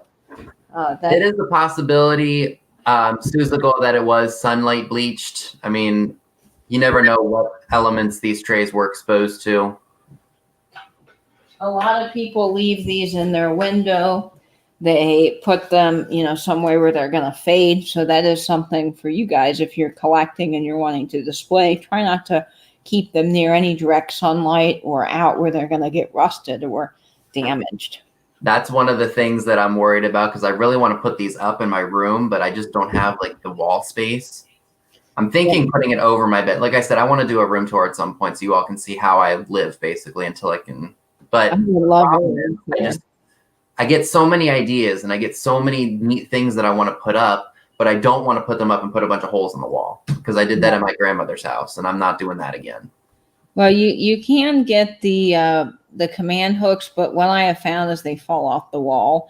And so if you're trying to hang Coca-Cola trays, they're just too heavy for the command hooks and they'll come clattering down in the night, which happened to me once. So that's why I like these disc hangers. But again, that does require putting holes in the wall. I did want to get some of the floating shelves with the little grooves in them, kind of like for plates. Oh, yeah. So here's what they call this the inverted tray because if you'll notice, the letters are red and the background is gold, whereas usually it's the polar opposite. Yes, and typically you see the rim is gold and then some of this is red, like on the Madge Evans tray. So you can see how that is different. And Rita, you are absolutely right. The price you pay for yourself and what you are selling are absolutely two totally different things. Mm-hmm. That's exactly right, Rita. I'm willing to pay more for something I'm going to keep. Absolutely. You know what's really interesting about this? And it only took me about maybe a year or two into it. Since this is from 1936, you know what this marks? What and why they probably did this? Coca-Cola's 50th anniversary. Oh, yeah. I never thought about that. 1936 is 50 years. That's fantastic. So that's probably why they did this, as kind of like to celebrate the anniversary. But I love that hostess girl. Oh, that really saucy dress, holding up that nice glass of Coke. And she's posing very seductively, which again, for the time, was something that you don't see a lot of. Nope. And I love the lime green rim. I just think that's kind of unique and different for a Coca-Cola tray. And you can see, again, it has all the markings. I can't stress these markings enough, guys. You really need to be looking for these in the bottom of the tray. And then, of course, you've got Coca-Cola. Now, on the teens trays, as we showed, they don't all have the Coshocton, Ohio. There are different companies that did some of those older ones, but you can look for those marks. She looks like she's saying, I mean, can you picture her saying, like, in a really, like, seducing voice, come sit with me and have a Coke? Yes. Did that sound creepy? If it did, I'm sorry. It came off a tad creepy, but that's okay. Like creeper look or creeper sounding. It sounds better coming from a woman than it does me. I'm not very good at various voices like Jeffrey is, or my Now friend. Jeffrey's got some killer impressions. He does. I'm not good at that. No, me, it's just a way to get people to laugh. It's not even to be serious. I can do creepy. I can do scary and creepy for Halloween. I've gotten that down pat because I used to do a haunted house, but I am not good at like doing British accents or different things. I can do a couple of accents. I can do a little bit of an English accent, but we won't attempt that here. So Butterfly Nurse says, I'm a Dr. Pepper fan, but y'all are making me crave a Coke. Well, speaking of which, I actually have a tray in here that is not Coca-Cola. Even though this is a show about Coke, I'm going to show you that tray if I can find it, because it is a really cool piece. Awesome. Yeah, I don't have any Dr. Pepper memorabilia. I just tried it. Where is it? I'm telling you, these trays got so discombobulated. The first Coca-Cola bottling plant was in Chattanooga, Tennessee. And I've been to that bottling plant. And actually, they're conjoined with a Dr. Pepper plant because Coke, even though Dr. Pepper is its own soda, Coke does have its hand in producing it. And what's interesting about that bottling plant, the first bottling plant, is that it was actually purchased for $1, but the dollar never got paid.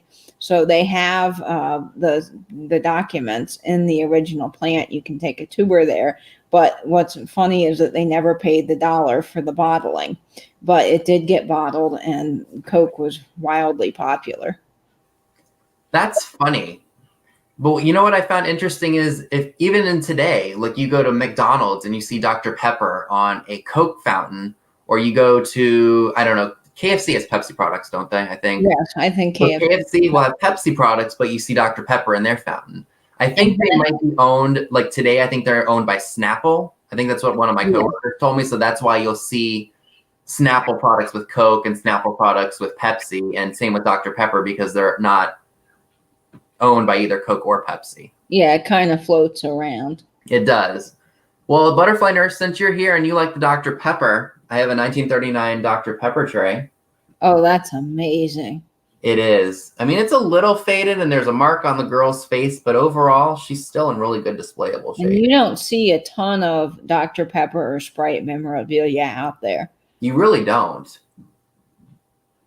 But I love her. I mean, I would display this with my Coke trays because she's just so fantastic. I would too if I ever found her. She's great. Yeah, I think I got her on eBay too for like $46. And did you know, I've heard this, and I don't know how true it is, but if you mix Dr. Pepper and Sprite, I think it's Dr. Pepper and Sprite, you can kind of recreate Dr. Pepper if they don't have the soda of your choice at the fountain. Huh, that's interesting. I've tried it, and it really does taste like Dr. Pepper. It's almost a dupe. It's amazing. Wow. So we both have the girl running on the beach, right? Yes, I do. Okay. I've got that one. I took her down already. I love her too. And that's why I picked her as your mascot for the thumbnail, because you live in Florida and that's kind of like a beachy state. Yes, it is. Very beachy. And I chose the soda jerk for me because I'm just a jerk in general. We all know that. Let me find her, Vinny. She's here. There we are. So what I like about her is it looks like, again, she's in a bathing suit that was really risque for the era. But I love that she's running like probably away from the salesman, like saying, look what I have. Look what I have. It's Coke. Holy crap. I've always wondered, though, what she has on behind her, because it looks like a cape. It's like she's the superwoman of Coke. Or maybe it was a beach cover-up, like for the bathing suit. It could be. I would like to do some fashion history and look up what they would have worn then. That's very possible. It's a very neat piece. Again, they are all neat. I'm going to say that a lot, as I already have. And mine's a little bit more faded. Obviously, I don't have the as Vinny does. His is really nice. But I don't mind that as long as I can see the graphic. And mine has an interesting dent right here. I've always wondered. Near her boob, like right underneath her boob. Yeah. It kind of looks like someone shot this in a bar with a gun. But I don't know. I've always had speculations about the little dent there. I love this, though. I think she's just amazing. She's got a boob dent. Boob dent. But you know what's funny about these, though? These are actually much easier to get. Like the ones from 37, 38, and 39 usually are the ones that you'll come across a lot on eBay. Yeah, she's very easy to find. So I got her, I think, for $10 on eBay. Exactly. Very reasonable. And then she's got a black colored back. And that's she does. I use also, for guys that are wondering, I use a little bit of putty. You can get like museum wax, and I use that to keep the trays on the wall straight because they will kind of shift around on the plate hangers.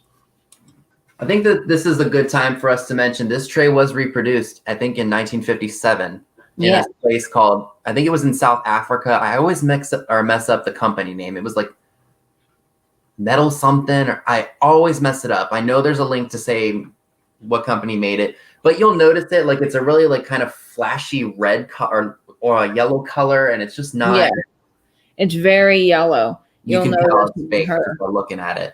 And the beach is a different color on that reproduction. It's not this, it's kind of yellowy sand color. But what's sad about that tray is the fact that all of the markings are the same. That is the exact same markings in the exact same places as you would on the original. Now, does the reproduction have 1937 on it? It does. But you know what though? I think the bottom says something different. Like, you know how it says the Coca Cola Company, 1937, American Artworks Inc., Coshocton, Ohio, made in U.S. I think the Coca Cola Company in 1937 is centered right underneath the girl's foot. And that's the only thing that's different. And that's how you tell the difference. Well, this one is a true authentic then. It's got... Oh, yeah. Yours is authentic for sure. And see, that's what I mean by those details where you really got to look up close. And if you're buying online, you definitely got to message the sellers. And if they don't have a mark, you know, if they take a picture of it and have them send it to you. And if they won't send you a picture of the mark or they're funny about it, then that probably is a good indicator that they're trying to get away with something. And I hate to say that or say anything bad about people on eBay, but you do have to watch out for that because you can get duped. So just don't pay too much for something if you're not specific about its original condition. So Kelly was saying, based on when we were talking about Snapple and things like that, she said, yes, but what happens is many things are manufactured under private label, which is very common for other companies to make another company's product without the public knowing, using a contract of confidentiality. Yeah, that's correct. See, you're more knowledgeable about that kind of stuff than I am. Yeah, Kelly is. I'm learning a lot from you, Kelly. Thank you for sharing that. So after that one, that's the Bradshaw Crandall girl, the girl in the yellow dress, which I believe you have hanging on the wall. The girl in the yellow dress. This one? Yes, I've got her. Another common one. Yes, she's available everywhere. Pull her right off the wall. Again, I should have taken these all off in advance. I'm sorry about that. That's okay. Paulie's got another question for us. So does the ID guide book have images of the trademark, etc.? It's hard to see on video. Yes, we do apologize for that. It is really hard to show some of these significant markings because the writing is so small and the markings are so small.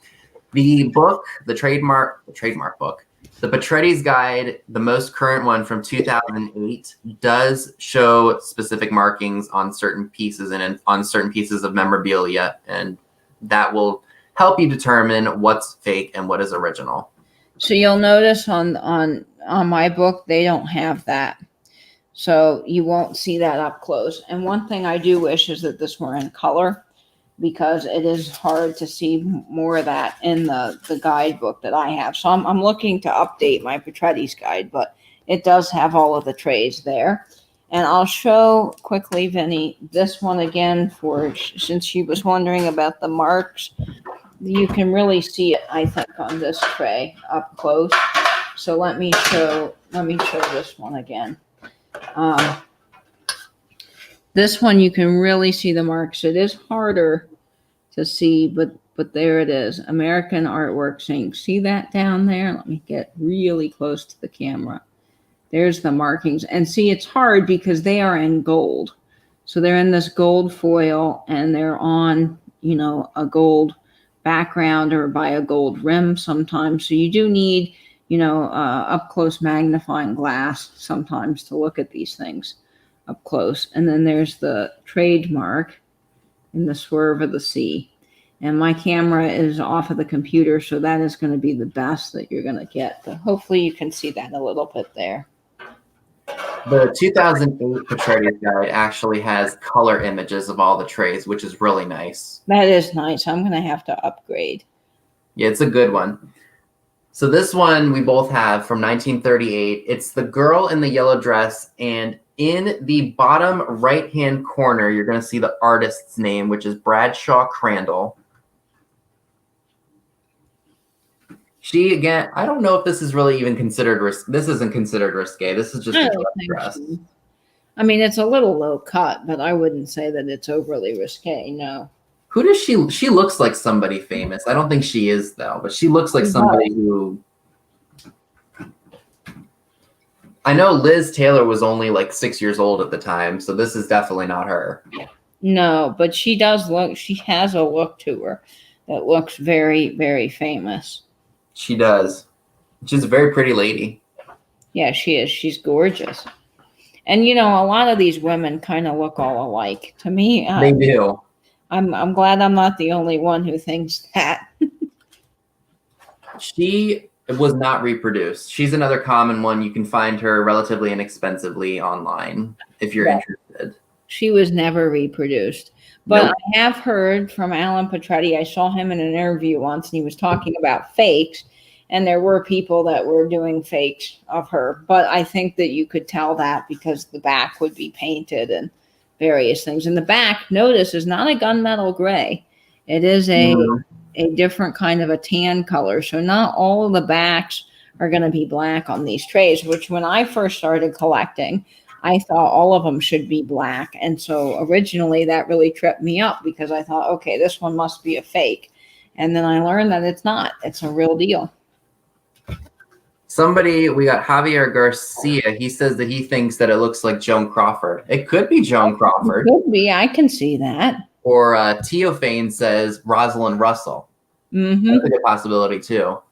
She was a big star in, I think, the 30s. Rosalind Russell. I know she did the movie Gypsy in '62 with Natalie Wood. Yes, she is in Gypsy. She plays that overbearing stage mom, something that Natalie was too far or familiar with. Yes.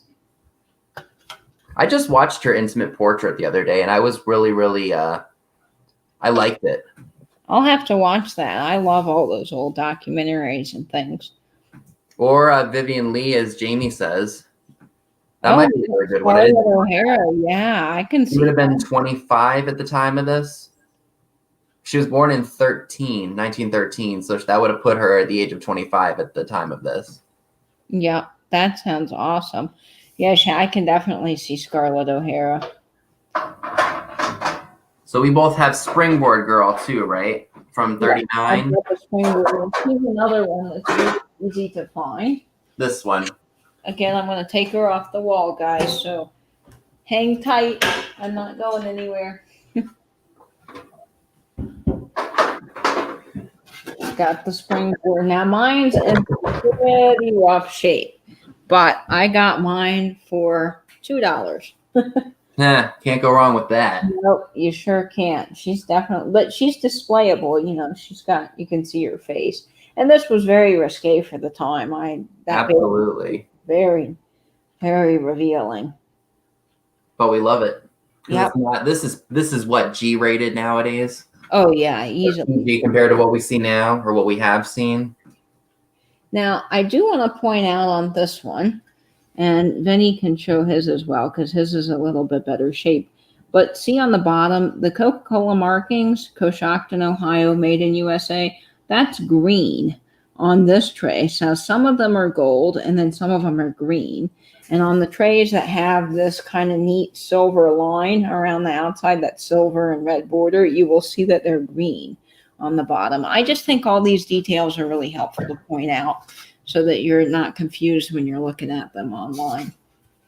See, this one was never reproduced either. But what's funny is the girl is covering up the refreshing. Yes. So you, at first you might think that, oh, that seems like a fake or reproduction, but it's not.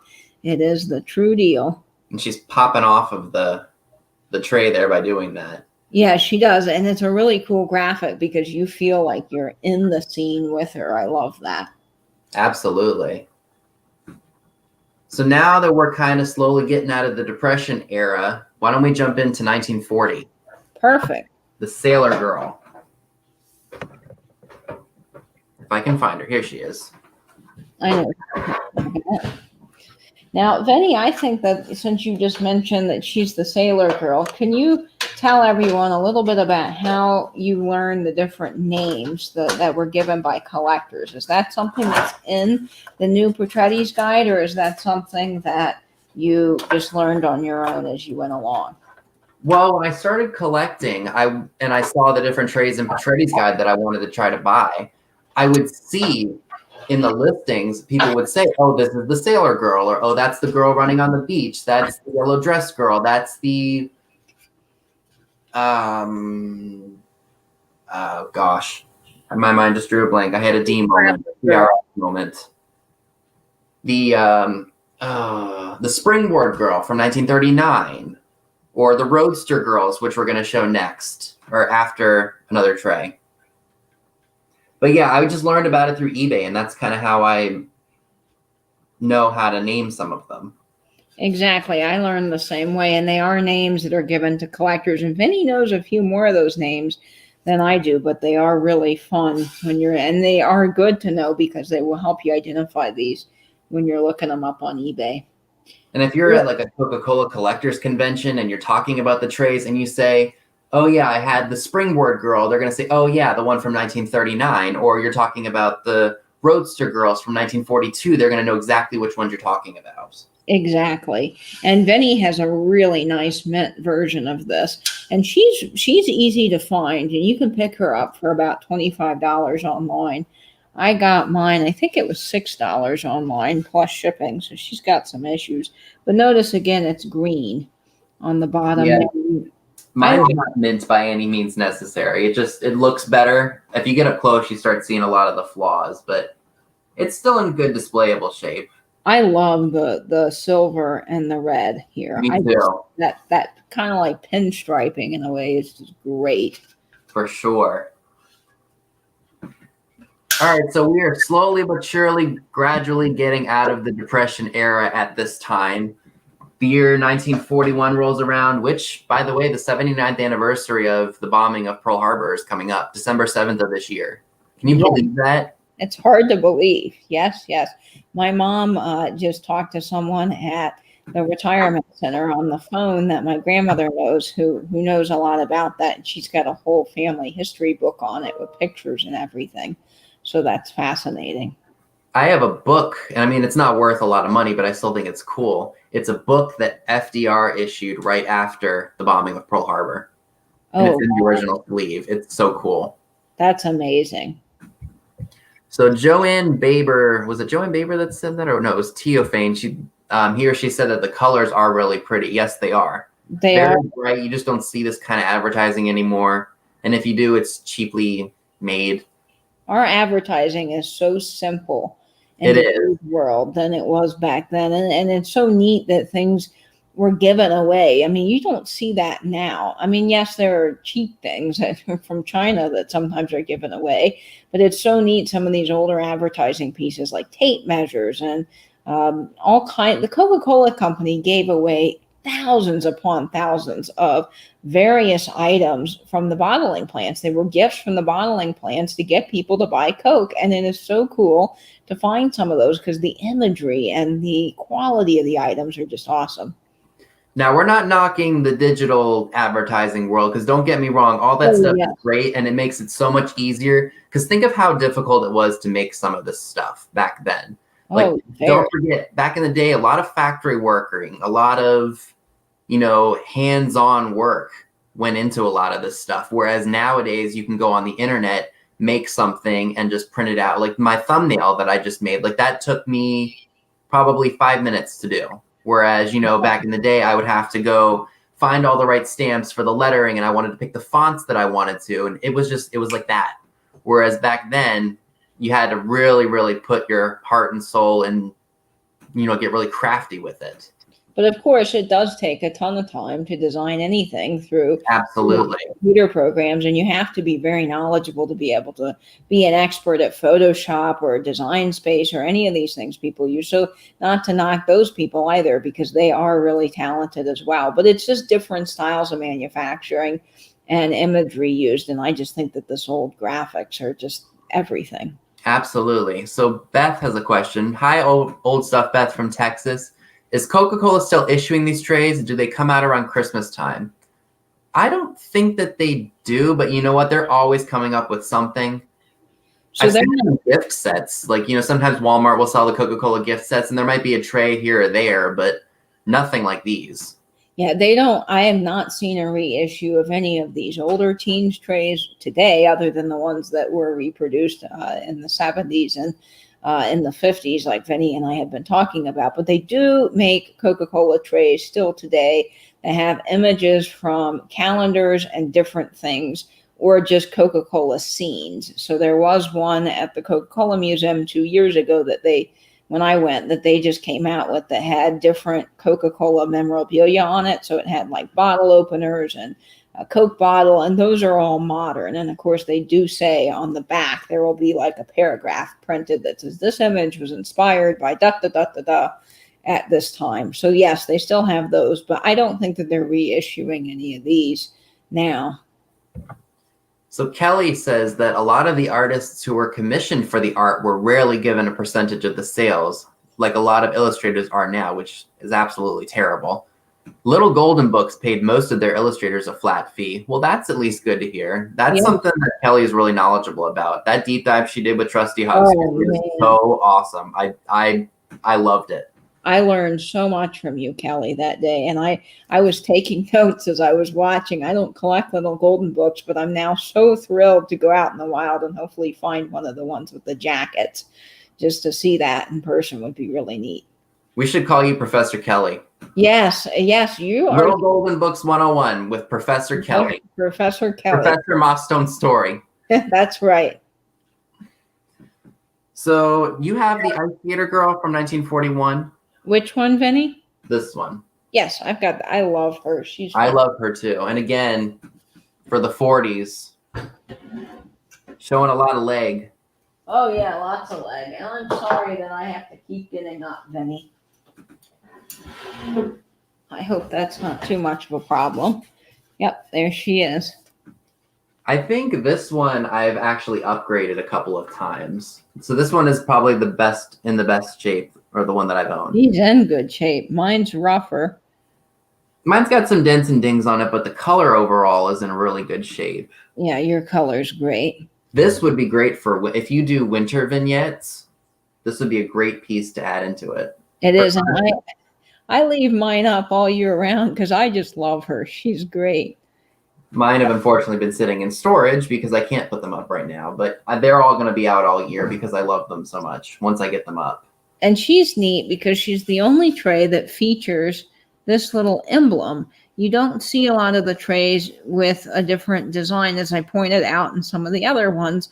Like Vinny showed the one with the square design going around the outside. I had one with the quotation. And then you've got this one, which has the little circle and the lady drinking a Coke, which I just think is neat. Absolutely. I mean, they made a thermometer with that image on it. Oh, yes. I love it. It's from 1930. It's from the 30s, but I think they added it into the 40s, or at least on this tray for 1941. I have a thermometer from Coke, but it was plucked off of an old advertising sign, so it really isn't supposed to be a singular piece. Even still, that's cool. Yeah, it still is awesome.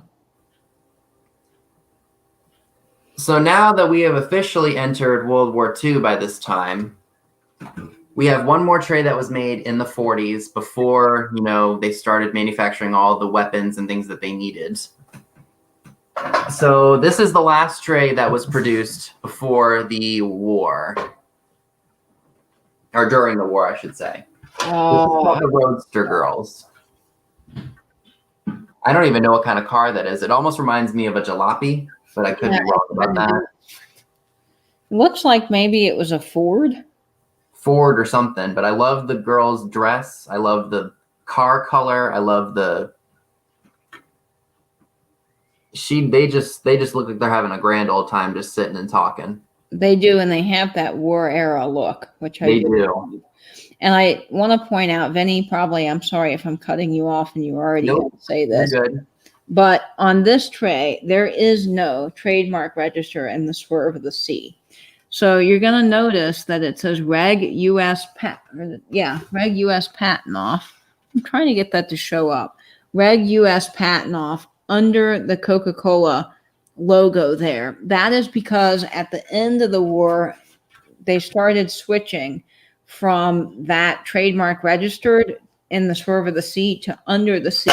And oops, I'm sorry for the loud noise. It says trademark registered Reg US Patent Off. And that's what you'll see on some of these trays. Now you do have to be careful because the reproductions have that instead of the mark in the swerve of the C. So just something to note. Vinny might be able to show it a little bit better. It's hard to show these little tiny marks on camera. There it is. But yeah, they never reproduced this one as far as I know.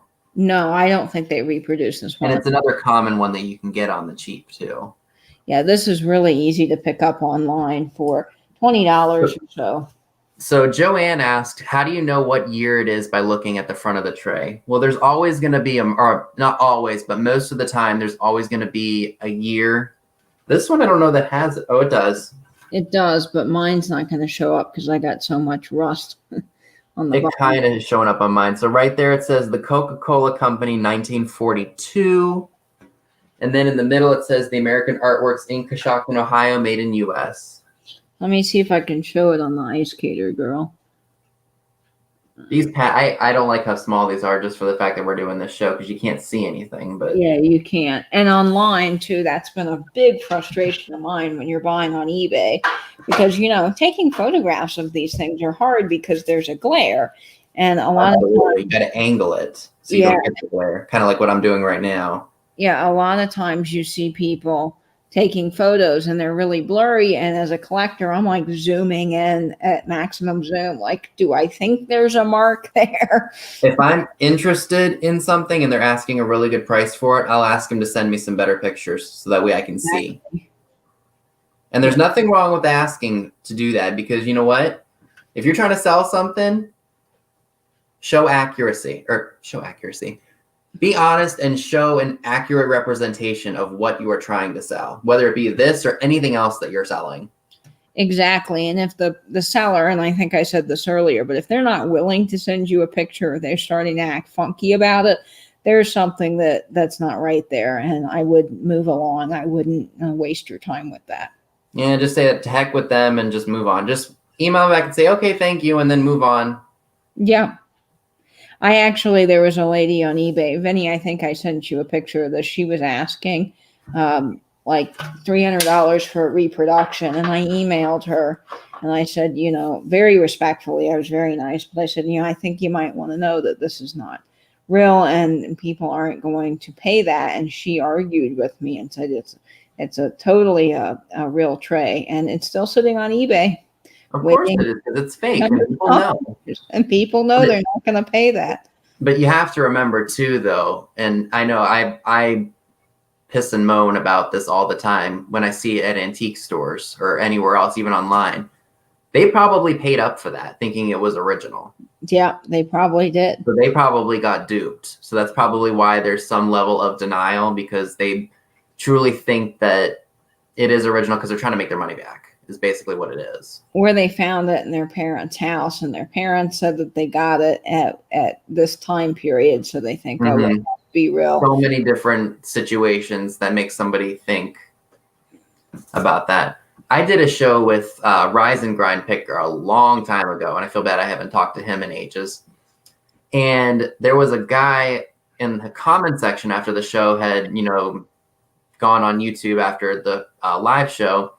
And he said, such and such tray that you showed is a reproduction, yada, yada. I've been doing Coca-Cola collecting for 30 years. And I didn't take that as disrespect because, you never know what somebody knows or doesn't know. Exactly. But I did tell him, it is an original tray. The markings are exactly where they're supposed to be. the image is nice and clear, and it's got really nice pop of color. And I said, just to show you that even after 30 years, you can still learn something. Exactly. And I wasn't rude about it. I just wanted them to know that, it is an original piece, and I do know what I'm doing, but I wanted to say that in a respectful manner because, we've got reps to keep. Exactly. I'm always, when I'm at an antique store and I do see something like that one tray that was a fake that was priced, not a fake, but a reproduction priced for $90, I was very nice about it, but I just really didn't want something to be sold like that and somebody else get duped. And I felt badly for the person that was going to buy that, all excited thinking it was real. So I was just really nice to the manager. And, once you tell them, it's up to them what they do with that information. The other day I was told George this. I was actually thinking about buying an antique fire extinguisher. Our local antique mall had one for a really good price. And I started doing some research, and long story short, I found out that there's a gas inside of them that can be deadly if they explode. And you've got to be really careful with these old fire extinguishers. They were the kind of gas they would kill people during the war, during World War I. So I didn't buy the extinguisher. I ended up talking to a really fascinating guy from a fire extinguisher museum who was an ex-fire extinguisher. He was an ex-fireman, and he had a whole museum on fire extinguishers. He's very knowledgeable. Anyway, he told me, don't buy that. And he asked me if it was on its side. And I said, yes, it's on its side in the antique mall. He said, well, you need to tell them that might explode. So to be careful. So the guy went out right away and took it outside. I don't know what they did with it, but hopefully they got rid of all the gas that was in it. Yeah, it was still full. So I'm glad I didn't good Lord. buy that. So now that World War II has ended and we won, let's go ahead and check out what the 50s brought us. Now, there are only a few trays that feature the beautiful women in the 50s, but they are still fantastic. Now, there are going to be two versions of this one tray that I'm going to be sharing with you all, or that we will be sharing. Sorry, this is a two-person show, not a single-person show. That's okay. So we're going to be looking at this tray here. This is from the year 1950 to 1952. This is known as the girl with the wind in her hair. And this is taken from a 1948 ad. So this was around for 2 to 4 years after Coke decided to issue it as a tray. And this one is actually called the screened background because while it is still a nice clear image, it's not like as clear, if you get what I'm trying to say. Yes. And there are two versions, as Vinny said. I don't have the other version. I wish I had the screened background version. So that's that one. And you'll notice, see here, and then you can see it well on this. See how it says Reg US Patent off under the trademark? Under the C there, it's not in the swerve of the C. That's something you want to look for on this tray. Because again, after the war, they went away from that.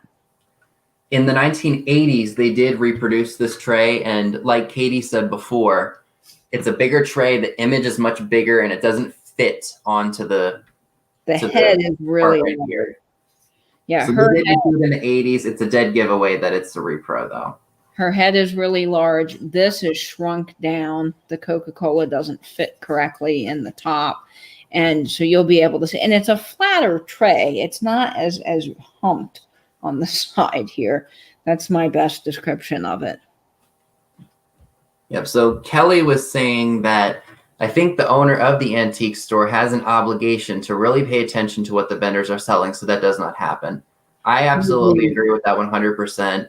Not that I want to really critique if I were the owner of an antique store. Not that I really want to tell them they're wrong in that sense. But at the same time, they may sell it through my store. But if I sell a reproduction and it's claimed as an original, that could come back to me because I'm the shop owner.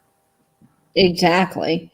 Yeah, I think you gotta, be careful about what's in your store. If you have a reputation as being a really high-end, nice antique mall, you want to watch out for that. So Hi, Michelle. I saw you pop in. We were just talking. Sorry. Hi, Michelle. So she says, I hate being in an antique mall and seeing things I know are not true vintage or antique. I don't know everything about that stuff, and I agree the owner has an obligation to only allow authentic. They Now, do. it's different if you, like in my area, I have a lot of vendor malls and what I classify the difference between an antique mall and a vendor mall is that people sell new and old in those places. So if you're selling like primitives and retro things that are made to look old with the old images, that's perfectly okay as long as you mention that it is not original. But if you go to an antique store, and antique stores have people that sell the primitive stuff too, if that's your thing, like the country wood primitive style, which is very popular around here. But as long as you're not saying that it's original and you have a price tag that shows it, I think that that's okay. If you mark it as reproduction, I mean, clearly the made in China sticker is going to be a dead giveaway. It doesn't say Japan or USA on it. Right. But yes, be mindful of where you are and what you're doing because you're not only going to hurt yourself, you're going to hurt the reputation of that shop owner. Exactly. Well, we have a wonderful antique mall here called Avonlea, and I haven't taken you guys in there yet, but you're going to love it. It's like a warehouse. And they have all true antiques and vintage. I mean, this is a really nice store. And that's the guy that I have. My two Coca Cola buddies are at that store. One does Mount Dora antique shows, and he only deals in Coca Cola advertising signs. And he's got a whole fantastic booth of Coca Cola signs. And then the other guy does advertising, but they have a whole section. The whole bulk of the store is true antiques and vintage, and then they have a small section in the way back of the mall that is just primitives that are not they're reproductions, to make things look old. And then they have another booth with just sort of that beachy Florida vibe that we have here. Yep. But they advertise that, and they do a really nice job at distinguishing that, and they have a good reputation. So Teofane says that some people do like reproductions, but they should be priced accordingly. Now, I will admit, that I do, in a sense, like reproductions. Like, for example, a pinup is very popular right now, always has been. And I bought some pinup girl shower curtains. So when I get my own place, I would like to have a pinup girl in my bathroom, just like on the shower curtain, because that's what I like. Now that they did not make back in the day, or at least that, as far as I know, they didn't make that back then. So I don't mind that because, for obvious reasons. But absolutely, if you have something that's reproduction, mark it accordingly or do your research because Exactly.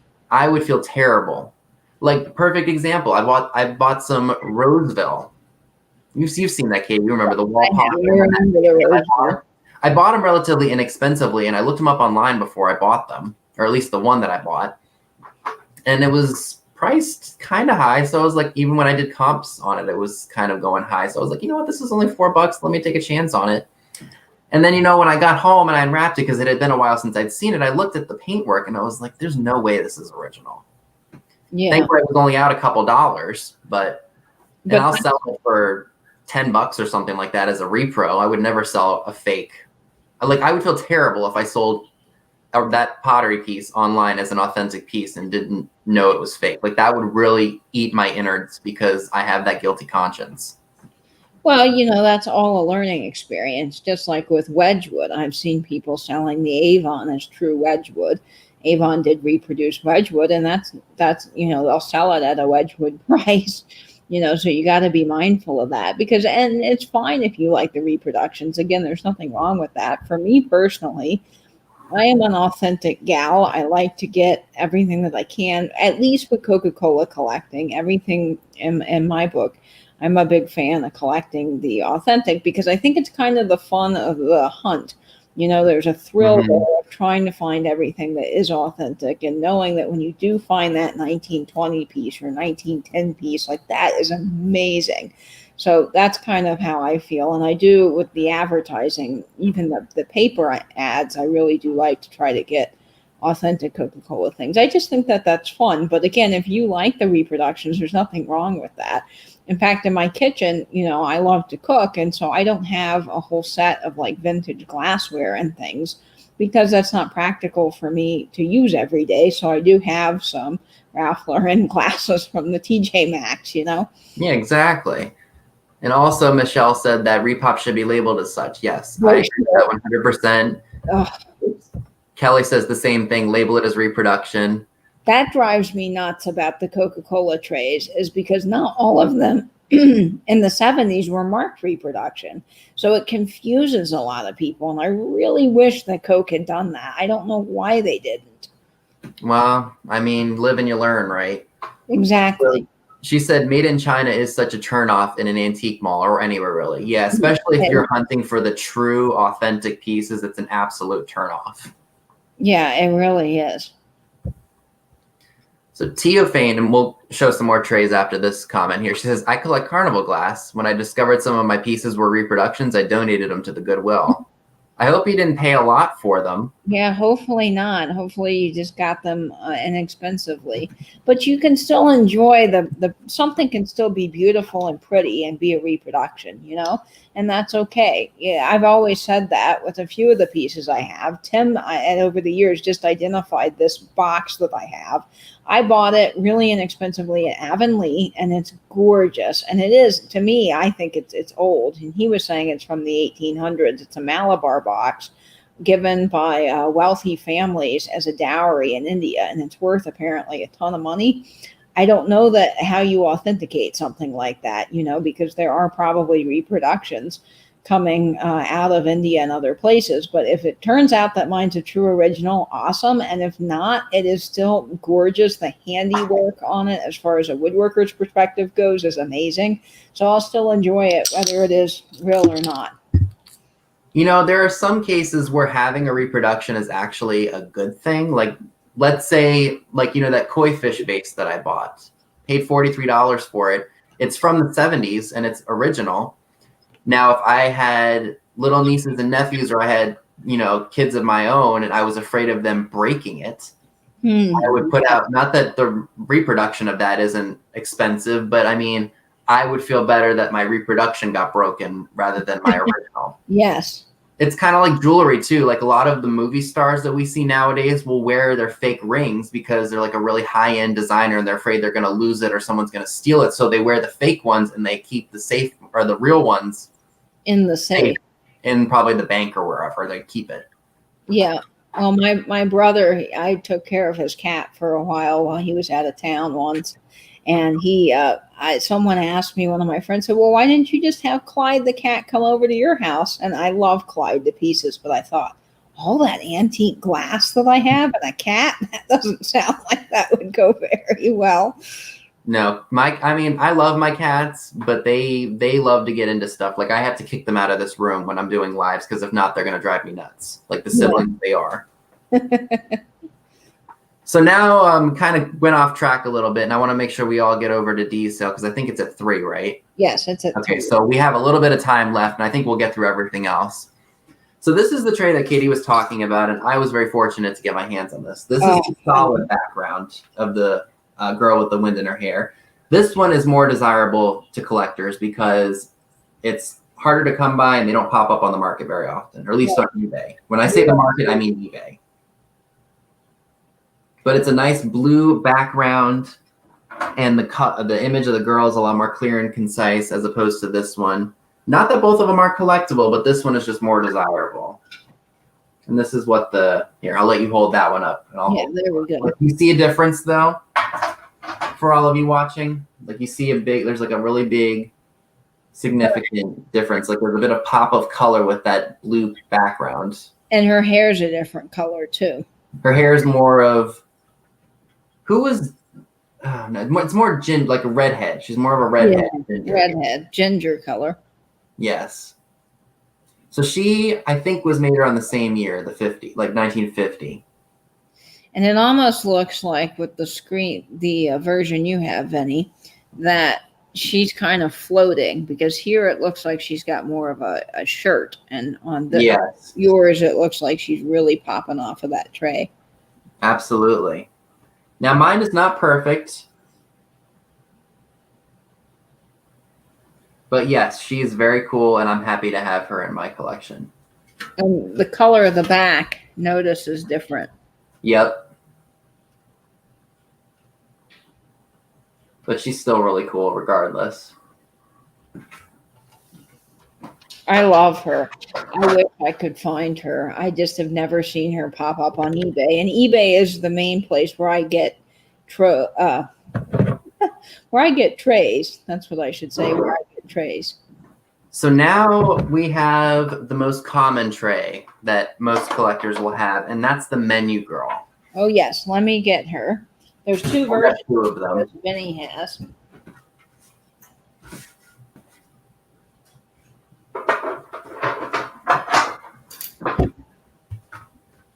Now there is a difference between, there were two of these released. I don't know what years. I know that they were made from 1953 to 1960. Yeah. And you can actually get these at the grocery store, like Katie was saying. I've seen pictures of grocery store displays with tons and tons of these trays. And what's interesting about these, and I heard a collector talking about this, actually, I think it was Alan Petretti, the one that wrote the Coca Cola guidebook. He was saying in the 70s, these were almost as rare as the golfer girl tray is now. Because no, I'm not kidding, because he was saying that everybody had these stored away in their houses. And then when people started cleaning out their parents' houses, they became really common. So I just thought that was interesting. Now this one, because it's so common, doesn't command a lot of money, but again, value is all in what you are willing to pay. And the condition. And the condition. So these, I actually gifted this one and the screened background tray to my friend that I got really cheap offline for her kitchen, because she has a 50s themed kitchen. And I thought these would make a great addition to it. And she said she loves them to pieces. Oh, that's fantastic, Vinny. What a great gift. So which one do you have, Katie? What does Have a Coke look like on yours? Yeah, mine's a little bit bigger. Let me get it. Yeah, you have I think that's the later version, because if you notice, look at the font of this one. The letters kind of fit perfectly in there. So I think that one might be a little bit earlier, and then the one you have is a little bit later. Yeah, mine's bigger. Yes. And you'll notice again on this one that the trademark registered is not in the swerve of the C. It is underneath. And that still is an original. And this one does not have any of the markings on the bottom. It is not made. They don't have the Made in USA, Coshocton, Ohio, or Coca-Cola Company there. While it is a very common tray, though, it's still popular among collectors because it's the one tray that has a really neat, intricate border with the different kinds of holidays and events that take place in life. Like, you've got weddings, and you've got sports, and you've got Halloween, and you've got Christmas, and you've got snowboarding and skiing and so many other fun things, and Easter and spring. I mean, you could leave this out all year. It's just perfect for everything. That's why I think the advertisement's really clever here with Thirst Knows No Season, because Absolutely. you want a Coca-Cola or need a Coca-Cola for a refreshing cool down after any of these activities. It's such a neat and very smart advertising piece. I love it. And that's why a lot of people still like it, despite the fact that it's very common, because of just the design of it. Yeah, the graphics are just great on this tray. But again, it's a great tray to start your collection with. These are actually the first two trays that I ever got because they're cheap, and I just thought they were great. And I love her. I think she's fabulous. And if you ever do flea markets, like you ever set up at a flea market, I've actually bought multiples, like lots of these, and I've sold them there for really good money. Like I made my money back with the shipping, but I still made profits on them. That's really smart, Vinny. And I did that a couple times, actually, with this. And I did one with the girl running on the beach. I bought a whole lot of them, and I sold them based on condition. Like, the one that was kind of rough, kind of like this, I probably only asked like $5 for. The one that was in the best of shape of the group, because I had one in better shape at the time, I sold for $40. Oh, yeah. Because it was still a good price, and someone didn't have to pay shipping or fees on it. So exactly, yeah. If you got it for a really good price, and I made a profit. So again, if you're ever interested in the menu girl, go on eBay. You can get them really cheap. And definitely pay attention, as we pointed out earlier. And man, I hate the StreamYard camera because it's backwards. But the Have a Coke is going to be different. Vinny, you can see, has the smaller, which is the older version. And then I've got the larger Have a Coke. But that doesn't affect the value. It's both the same. Exactly. And But I I don't. have both of these just because of the difference. Yeah, I'd like to get another one just to have the difference. But if I never find it, I never find it. See, I would like to use one of these, like get one on the cheap and actually maybe just serve Coke on it. Maybe put something protective, like maybe like a screen protector kind of a thing, and just Yeah, put Coke on it. I think that would be cool. I'd like to do that at a party. I like to use my vintage serving pieces. Because that's what, I don't know.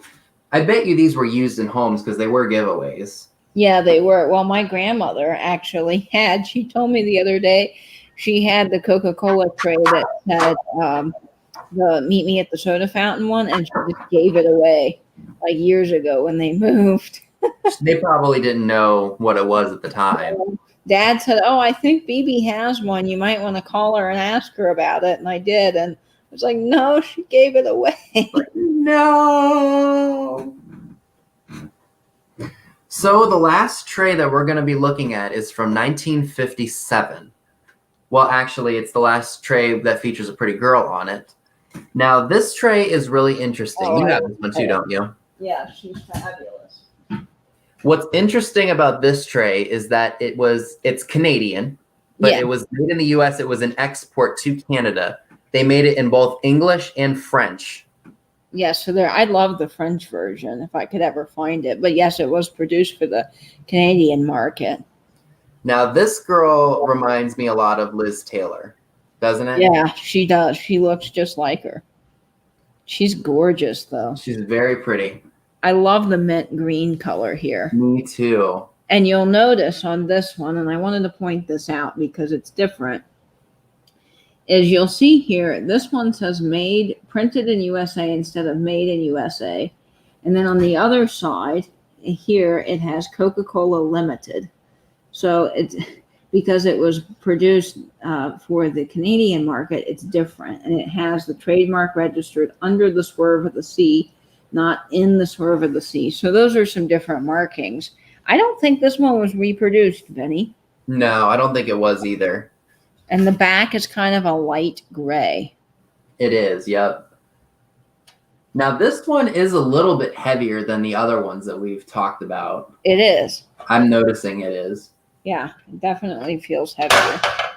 Now, we didn't mention it. This is from, or I probably did mention it. This is from 1957, and this one is known as the Umbrella Girl because she's holding an umbrella. And she's hard to find. I did pay up. I actually got this from a guy in Canada. I ended up paying $50 plus shipping to the US, but I had never seen one before. That was probably a little bit too expensive, but I had never seen one anywhere else.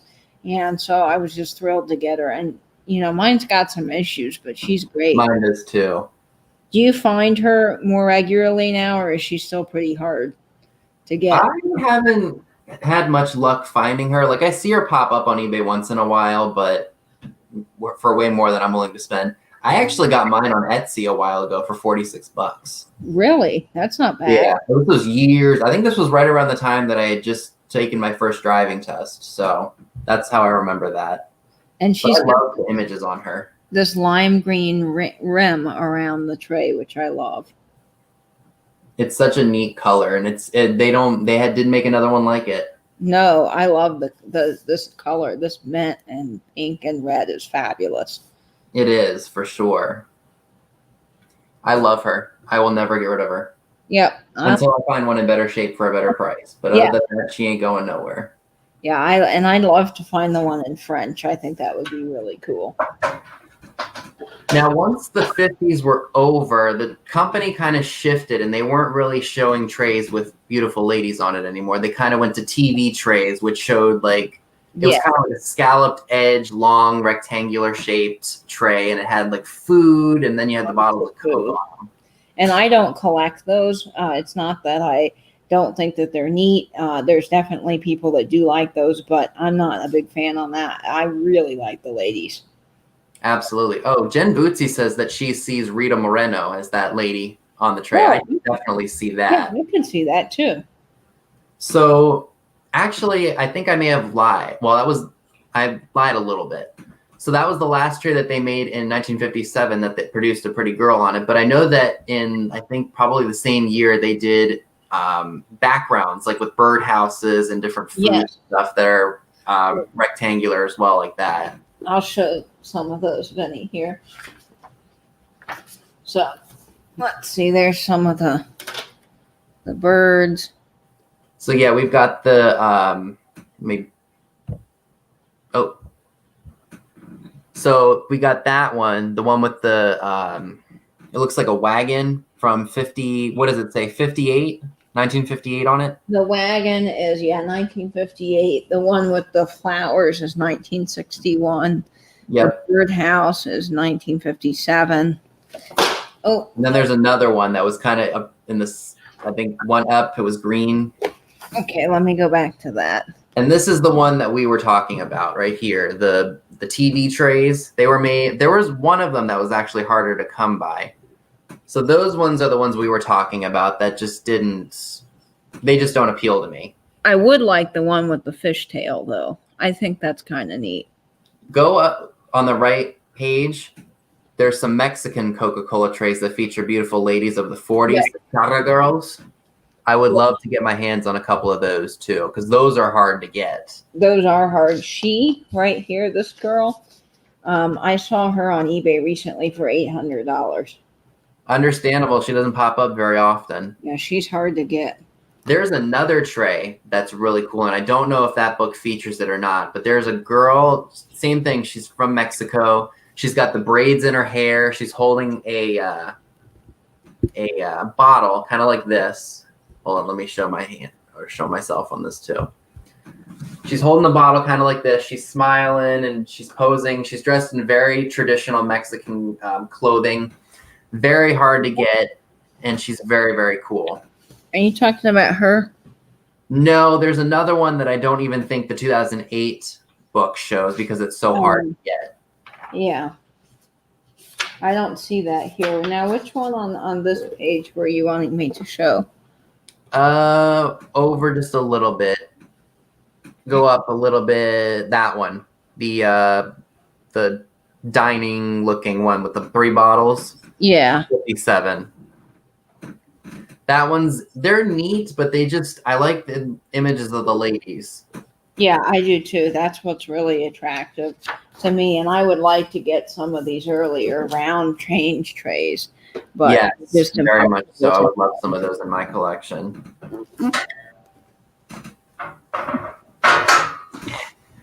Now, there is one more tray that I would like to share with you all before we conclude the show. And I was really, really excited to pick it up. It's from 1982. And normally I would never go for trays that are from that era. But this one is very, very special because it's limited edition. It's this one here. Oh, yeah, that's fabulous. This one is from the 8th annual Coca-Cola Clan Convention, which was held in Nashville, Tennessee on August 3rd through the 5th of 82. And on the back, it does specify that. And that's what you will see on some of those TV trays and things that were reproduced in the 70s, 80s, and 90s, and even current day, is you'll see that printed information on the back. Now, this one, the reason it's so valuable and the only reason why I wanted this tray was because it is a limit of 2,000 that are out there. Wow. So only 2,000 of these were ever made for that convention. I've never. Sprite Boy is not the most displayable ad for Coca-Cola, but sorry, Dad, he's creepy, but I'm going to show it to you up close because you don't like it. He is. The Sprite Boy is a little creepy, but he was only around during the war. The reason Coca-Cola used him was to brighten people's spirits. They wanted something that would make people happy even during the dark times. Brighten their spirits, maybe scare their spirits. Yeah, I know. Give all the children in your house nightmares. Well, can you imagine that? Timmy, I'm coming to check on you. You better be asleep. I mean, open your closet and there Oh my God. That would be equivalent to Chucky in the 80s. Yeah. You know, when I was a kid, I was terrified of ET, and not because of how ET looked, but the whole idea that he could pop out of your stuffed animals in the middle of the night scared the living daylights out of me. Oh my word. But yeah, this is, like I said, 2,000 of them were made. They don't pop up on the market very often. I was very fortunate to get this from somebody who listed a bunch of reproduction trays and probably thought that this one was about as equivalent to the other reproduction trays. So I got it for like $17. And it's in great shape. It really is. So this was taken, I think this ad is from 1951 of the Sprite Boy, but they added him to this tray for the convention, which I think is just fantastic because they never made a Sprite Boy tray. Yeah, they never did. He was never featured on the tray, but you do see him in a lot of the print advertisements. You do, and on the signs. Yes, on the signs. There is a sign with a Sprite Boy that I know is very, very collectible. Kelly said he's just hopped up on caffeine. Yeah, he is. He drank too many bottles of Coke. That would be me if I had a Monster Energy. If I didn't have any food in my system, that would be me 100%. I just discovered that Coca Cola is making their own energy drinks, and I ordered something from a delivery service, and with your order, you got 2 free ones. And I don't do the energy drinks because my hands start to shake really badly. So they're still sitting in my fridge, and I don't know how to get rid of them. I don't throw them away. Maybe someone will want them. See, I rarely ever drink energy drinks because I know how bad they are for you. But oh yeah, there are just some days that when I'm really tired or if I'm up really early in the morning for work, I'll drink them. I do have to have my coffee. I remember way back before all this happened, the pandemic, I bought a thing of Monster Energies because I had to help with truck shifts in the morning, and we had to be up I think at like 4:45 because our truck came in at 5:30. Or I had to be at work at 5:30, so I bought like a 6 or an 8 pack of Monster Energy drinks and just drank them throughout the week because I knew I wouldn't have the energy because when I had to do truck shifts, I couldn't sleep the night before, so I'd get like 2 hours sleep and then I'd have to get up. So I would eat it. But my coworkers gave me such crap for that because they are terrible for you, and I knew it, and I never do that. But yeah, that was one particular week where I needed it because I knew if I didn't have it, I would be a mess. The time I had not Monster, but Red Bull was my dad took us when we were younger. We had come from, I think, the lake up in Virginia. We had to stop by the Walmart, and there was one of those Red Bull trucks outside giving away free samples, and we didn't really know much about it at the time. And, you know, everyone likes a free sample. So Dad had one, I had one, and we were on the ride home, and Dad's hand started to shake. And then we were just, you know, hopped up on caffeine, and Dad's like, all right, never again. It'll be like Jim Carrey in the movie Yes Man. You want a Red Bull? We'll share a Red Bull. Get a Red Bull. Yeah, let's get a Red Bull. Yes. It'll be like that. Like when I was little, I think my dad let me have a Monster like one time, and then I was all hepped up on goofballs, and then by the end of the night, I was out because I had a sugar crash. It'll make you sleep. Ugh, it was terrible. I never want to go through that again. I don't do the energy drinks, but I do coffee, and I know I just what I just said. But I love coffee. I'm a big coffee fan. Yes. All day. I forgot about that for a second. Yes. I think I was little and I turned into Cornholio from Beavis and Butthead after having a Coke Slurpee when I was little. I never have lived that down to this day. That's hilarious. Dad let us have a lot of Coke. My mom was really health conscious, which I have to give her a lot of credit for, but my dad let us have Coke in the summer, and it was so special. We would have these big bonfires outside in the summertime, and Dad would have a cooler, one of those Coleman coolers filled with Coke, and Dad would just let us, you know, go buck wild, and I always thought that was so fun. That's really, I think, again, what started with Coke was just my love of the drink itself, and then I got really into the advertising. See, my parents were when we were much younger, they were really careful about how much caffeine they let us have, and then you know, it's funny. Every time I get like a Mountain Dew or something like that, I look at the sugar content, or I show my mom the sugar content when I let her try it. And she goes, "You're not allowed to drink that."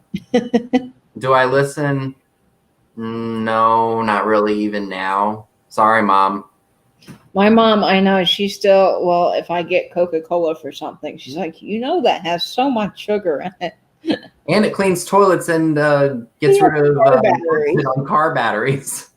I know I saw that video of it cleaning this absolutely disgusting toilet, and it was like porcelain white again, like it had just come from the factory. I'm like, what in the world am I putting in my body? Although I don't have Coke that much anymore, but when I go out to a restaurant, I like to have a Coke.